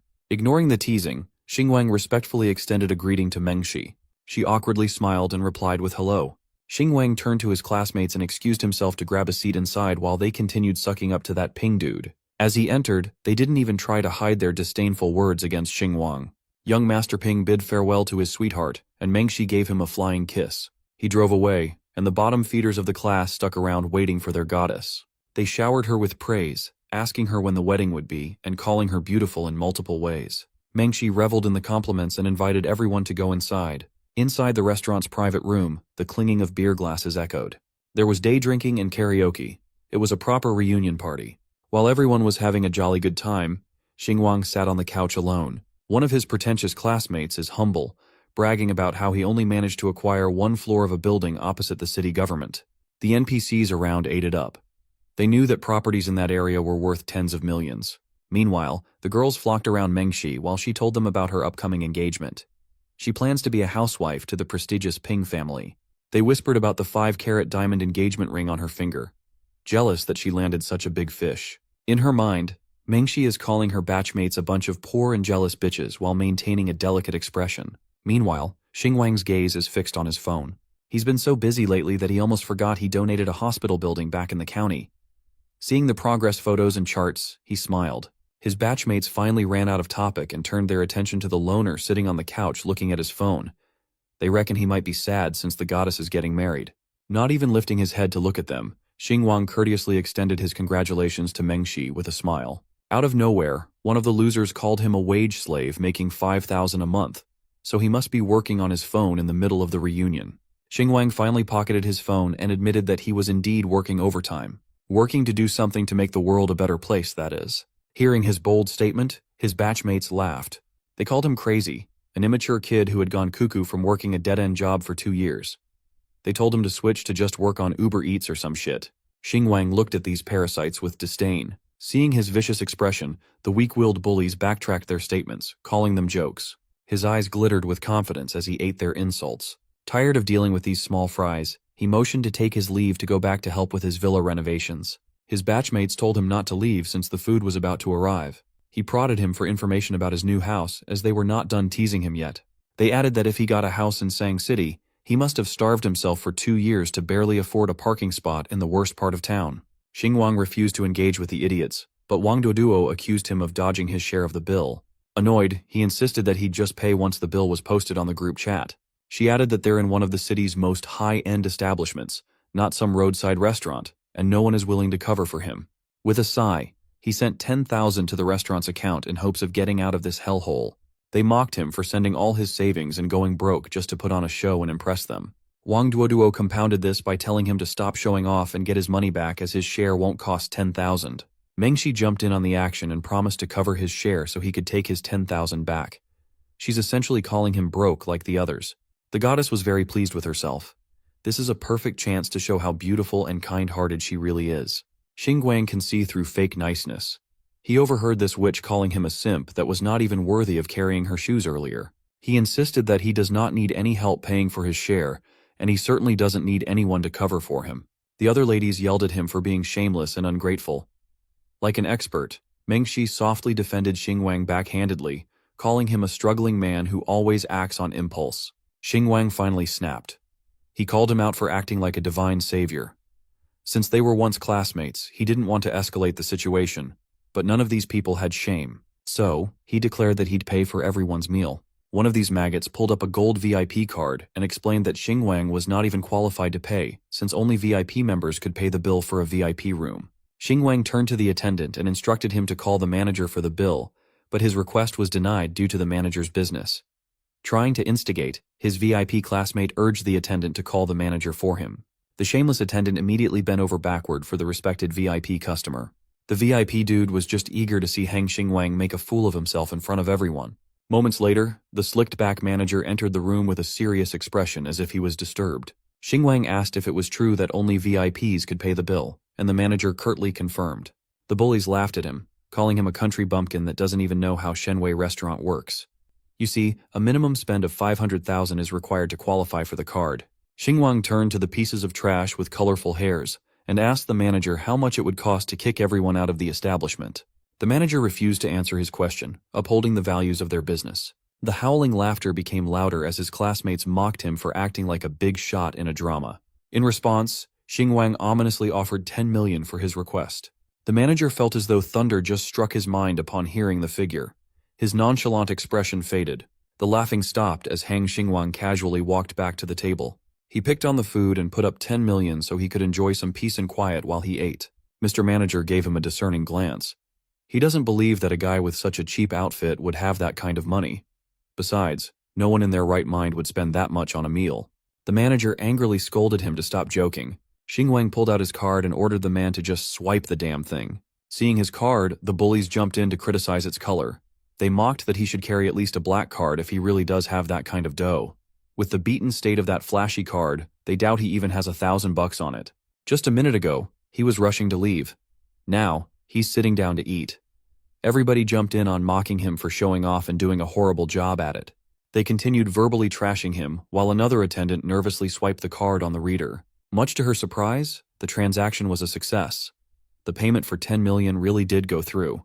The manager was shocked. His mouth hung open in surprise. Xingguang's classmates were starting to think that they were the ones who were crazy.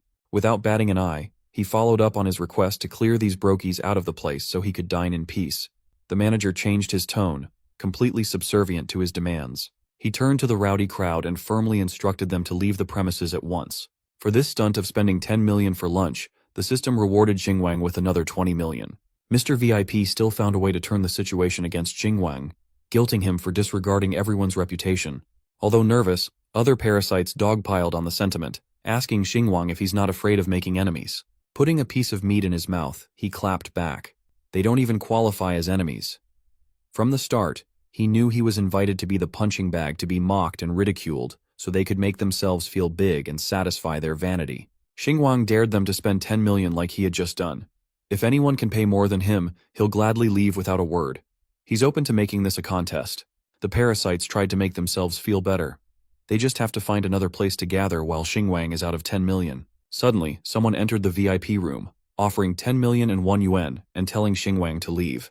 It was none other than the goddess's knight in shining armor, young Master Ping. She immediately ran up to him as he declared that his fiancée was his utmost priority. Every parasite in the room lit up upon seeing young Master Ping ready to bail them out. Xingguang smiled. This guy is clearly trying to spite him, but he'll gladly go band for band with the only grandson of the Ping family. He could not help but think as though he heard the surname before. He remembered the butler who delivered gifts back then. Seeing Xing Wang silently pondering, young Master Ping mockingly asked if he only had 10 million to his name. Mengshi leaned closer to her cash cow and expertly played the role of a sympathetic lady that Ping loved so much. This was originally a matter between classmates, but if an outsider insists on interfering, he's open to playing along. In fact, he's thankful that a dumbass rich kid jumped on his challenge. He didn't expect another dumbass to show up to help him make some more money. Xing Wang confidently lifted his card and casually added 5 million. The manager was hyperventilating at this point. He's suddenly caught in the middle of a fight between wealthy gods, and he's profiting without doing anything.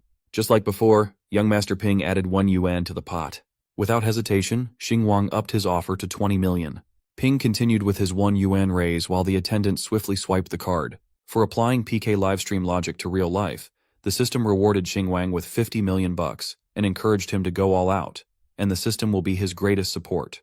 Mengshi lovingly looked at her soon-to-be husband and felt confident that she had made the right choice. Xing Wang raised the bid to 30 million, but he's starting to get bored at the slow pace of the increase at this point. The parasitic classmates, as fine as some of them may be, continuously threw their lot in the corner of young Master Ping to raise the stakes, calling Xing Wang a little man even though he's out here throwing tens of millions in their faces. Meanwhile, young Master Ping had gone silent, hesitating whether he should throw away this much dough just to show off in front of his girl. He refused to show it on his face, but inside, he regretted running into a crazy guy dumping so much money for a single meal. Since he's already planning to invest in this restaurant, he'll just swipe for now and talk to the board about some equity later. Still, even for someone like him, he can't just dump 30 million like it's nothing. By the looks of it, Xing Wang can continue doing this pointless bidding war all day. In the middle of the two bidders, Mr. Manager decided to take on the role of a full-on auctioneer, his excitement rising with every rise in price. He counted young Master Ping down, giving him the final chance to raise the bid if he could. Ping was pissed off that he let himself fall into this pit. He knows these broke losers cheering him on don't have the money to spend. Now he's at a crossroads. Although he likes Mengshi, he doesn't like her enough to risk his family's reputation. To make matters worse, Xing Wang asked him if he was already out of cash for a measly 30 million yuan meal. As if on cue, Ping's phone vibrated in his pocket. Using the incoming phone call as an excuse, he made his way out of the building, and Xing Wang politely sent him off. On the other side of the line was his sister. She noticed that he just spent 20 million and 1 yuan on one transaction and wanted to know what was going on. Annoyed, he refused to explain what he was up to. Ping Zhaozhao doesn't even want to get involved, but their grandpa noticed the transaction too. Hearing that, he felt a chill run down his spine. His cocky act might cost him more than just 20 million at this point. To make matters worse, his sister had already arrived at Shenwei to talk to him in person and check on what was happening. The young master trembled. He didn't know what to do. If Zhao Zhao catches his weakness, his inheritance might be in jeopardy. Xing Wang snuck behind him, asking if he'll continue the bidding war. Calling it quits, he turned to his fiancé's broke friends and called them insane for pushing him for a meal worth 20,000 at most. One of the parasites accused him of losing face for the Ping family. That was the straw that broke the camel's back. The young master scolded the red-haired dumbass to shut his broke ass up. The manager tried to calm him down while confirming if he was withdrawing from the bidding war and promised to refund the funds if he was. Shooting a death stare at the manager, he directed the shameless guy to coordinate with his secretary. Xing Wang lifted his head, disappointed at his early and boring victory. He really thought he caught a big fish to make massive profits off of, but it didn't even measure up to his last payday. The parasites turned to Mengshi, hoping that she could convince her fiancé to fight back for them. She gritted her teeth, regretting her decision to come to this damned class reunion.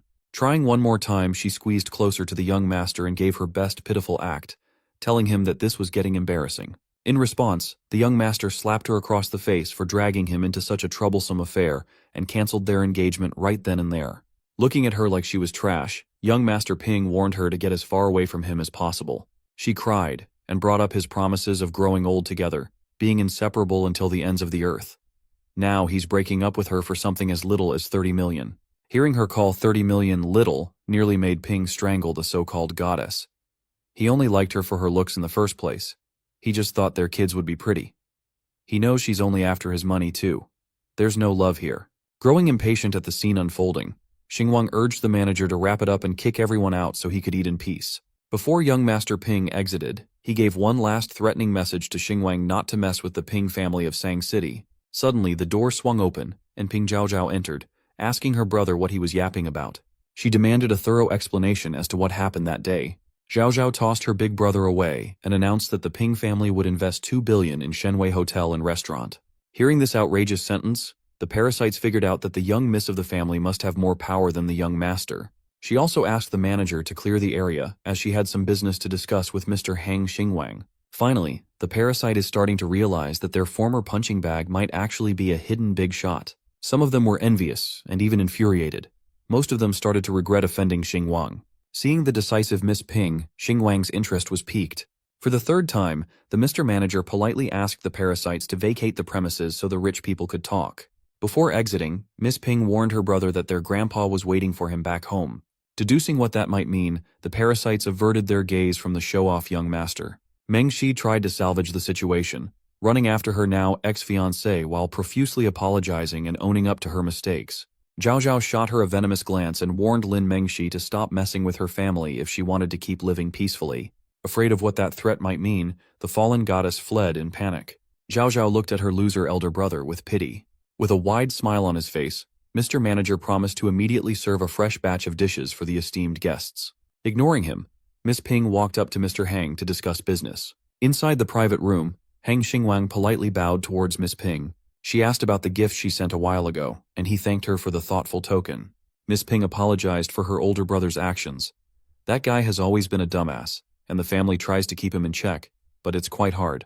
She asked Xingwang not to take the threatening words to heart, as the Ping family would never use their position to bully others. Miss Ping didn't come by to create conflict. She just wanted to stop her older brother from damaging the family's reputation. For Xingwang's inconvenience, she promised to make things right someday. After pouring herself some red wine, she gracefully drank the whole glass. Being neighborly, Xingwang dismissed the whole thing and asked what business she had with him. Miss Ping confessed that the business talk was just an excuse to get everyone out politely. But just to be safe, they should stay in the private room for about 2 hours before leaving. Xingwang was dumbfounded to hear that they would just sit here. This girl doesn't play by conventional rules at all. She then urged him to eat up. He spent an exorbitant amount for the meal after all. Miss Ping doesn't want to interrupt his lunchtime, so she'll just sit. Not minding her presence, Hang Xingwang started digging into the plates upon plates of delicious food. Still, he couldn't help but feel odd that Miss Ping was just sitting across the table, watching him stuff his face. Silently judging him, Ping Zhaozhao was quite satisfied with Xingwang's comfortable manner of eating. Halfway through the meal, he started getting weirded out by her odd fascination with his eating. Uncomfortable, he asked if there was really nothing she wanted to talk about. Well, since they just met and they're not familiar, she's not really sure what topic they can get into. The logic makes perfect sense, but being watched wordlessly really feels quite strange. Thankfully, his phone rang at the perfect time to have an excuse to cut the weirdness in the air. Once he answered, Hao Wen's voice sounded. She finished her errands and pulled up to the parking lot downstairs. If she hadn't called, Xingwang was afraid his toes could have dug a hole because of how uncomfortable he felt. Moments later, Hao Wen came up to the second-floor suite at the request of her boss. Upon entering, she cheerfully asked her boss how the meal was. Looking at the rest of the room, she was surprised to see 2 people when this was supposed to be a class reunion. Seeing Hao Wen enter the room, the gentle smile on Miss Ping's face vanished. She immediately excused herself and headed for the door. Xingwang and Hao Wen were both confused as to why she would leave so early after seeing Hao Wen. Once there were just the 2 of them in the room, Hao Wen asked what happened and where the rest of his classmates were. Xingwang explained that today's story is quite a long one. He gave her a rundown of everything that happened, and Hao Wen's takeaway was how ridiculously expensive the meal on the table was. Hearing that it cost her boss 30 million, she felt like it would be wasteful not to finish the whole spread. While she stuffs her face with meat, she dissed Xingwang for treating money like dirt. Xingwang joked that if she stuck with her, she'd see plenty more occasions like this one, so she had better get used to it. As for her earlier business, it was a massive success. She finalized a live streaming merch deal with good commission rates. She has already selected streamers that would focus on merch sales to cash in on the trend. She even connected with some good writers for commercial scripts. Hearing such extensive progress in so little time, Xingwang was convinced that having her as just a streamer before was really underutilizing Hao Wen's talents. She was reminded of her days as a streamer, where she had to endure countless mean comments calling her all sorts of scandalous terms. If it weren't for her family's circumstances, she would not have gone down that career in the first place. She stood up and professed that if it wasn't for Xingwang, she would never have had the opportunity of a lifetime. She's truly grateful that he came to her life and brought light to her darkest days. Xingwang showed her that she could be more than just a flirtatious streamer in the public's eyes.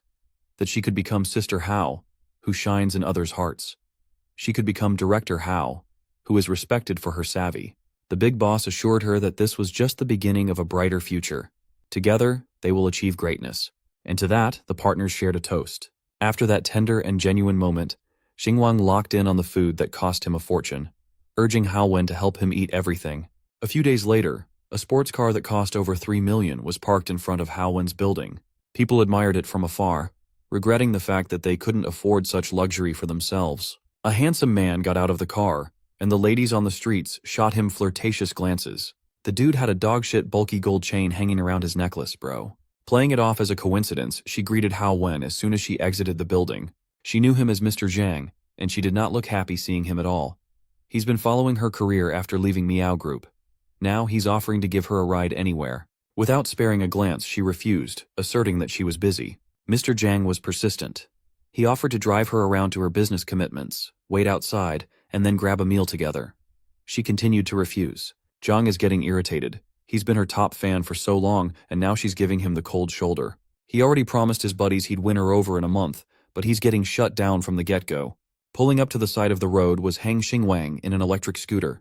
He asked Hao Wen who was beside her. She introduced him as Zhang Wencheng, her #1 supporter back in her Miao Group days. Xingwang politely extended his hand and introduced himself as Hao Wen's colleague, but the arrogant bastard treated him like air. Not letting the disrespect ruin his day, Xingwang cheerfully told Hao Wen to hop in the back of his scooter. On that note, she said goodbye to Zhang Wencheng.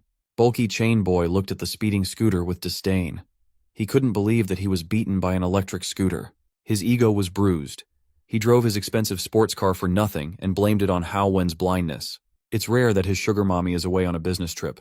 He only has 2 days of peace, and he refuses to waste it moping. So he picked up the phone and dialed another girl to eat crayfish with. This time, he got his desired response. Meanwhile, Xingwang and Hao Wen traversed the city in the convenience of the scooter, avoiding the heavily congested roads. Sitting at the back, she was in charge of directions towards their destination. Since Xingwang found the extravagant meal the other day boring, he's taking Hao Wen out for some good old plain and simple food. A crayfish feast. Not long after, the two arrived at their journey's end. They ordered a plate of garlic crayfish and a plate of 13-spice crayfish, and Xingwang added some noodles too. Hao Wen gave him a disclaimer that she won't be wearing gloves. She will raw dog this meal to her heart's content and remind Xingwang to suck on the big heads thoroughly. They partnered the tasty crayfish with some liquor and enjoyed each other's company. Suddenly the restaurant door opened, and some familiar faces walked in. It was none other than Chu Xinuo and the hateful Zhang Wencheng. Xinuo immediately turned around and asked Zhang if they could go to another restaurant, but he insisted that this one was the best. When he got in, he saw the reason for Xinuo's reluctance to dine inside. Zhang Wencheng's blood boils upon seeing Hao Wen having what looks like a date with the scooter loser after rejecting his offer. To assuage his anger, he grabbed Xinuo's body and pulled her closer. Ignoring Hao Wen and the loser, he led his date to another table. Zhang Wencheng is already plotting to support other girls and abandoning Hao Wen altogether as if she gives a damn. Xinuo inwardly judged Hao Wen for acting high and mighty, only to latch into a rich guy like Hang Xingwang. She's determined to take her top spot and top fans. With Zhang Wencheng's help, her popularity will surely skyrocket. Hao Wen whispered close to Xingwang, asking if she should remind Chu Xinuo how big a scumbag Zhang Wencheng is. Xingwang thinks everyone has their own destiny and they shouldn't interfere. On the scumbag table, Xinuo acted like an enthusiastic date and offered to peel shrimp for her brother Zhang. He called her a good girl and accepted. And so, Mr. and Miss Scumbag ate their shrimp as if they were 2 fake peas in a pod.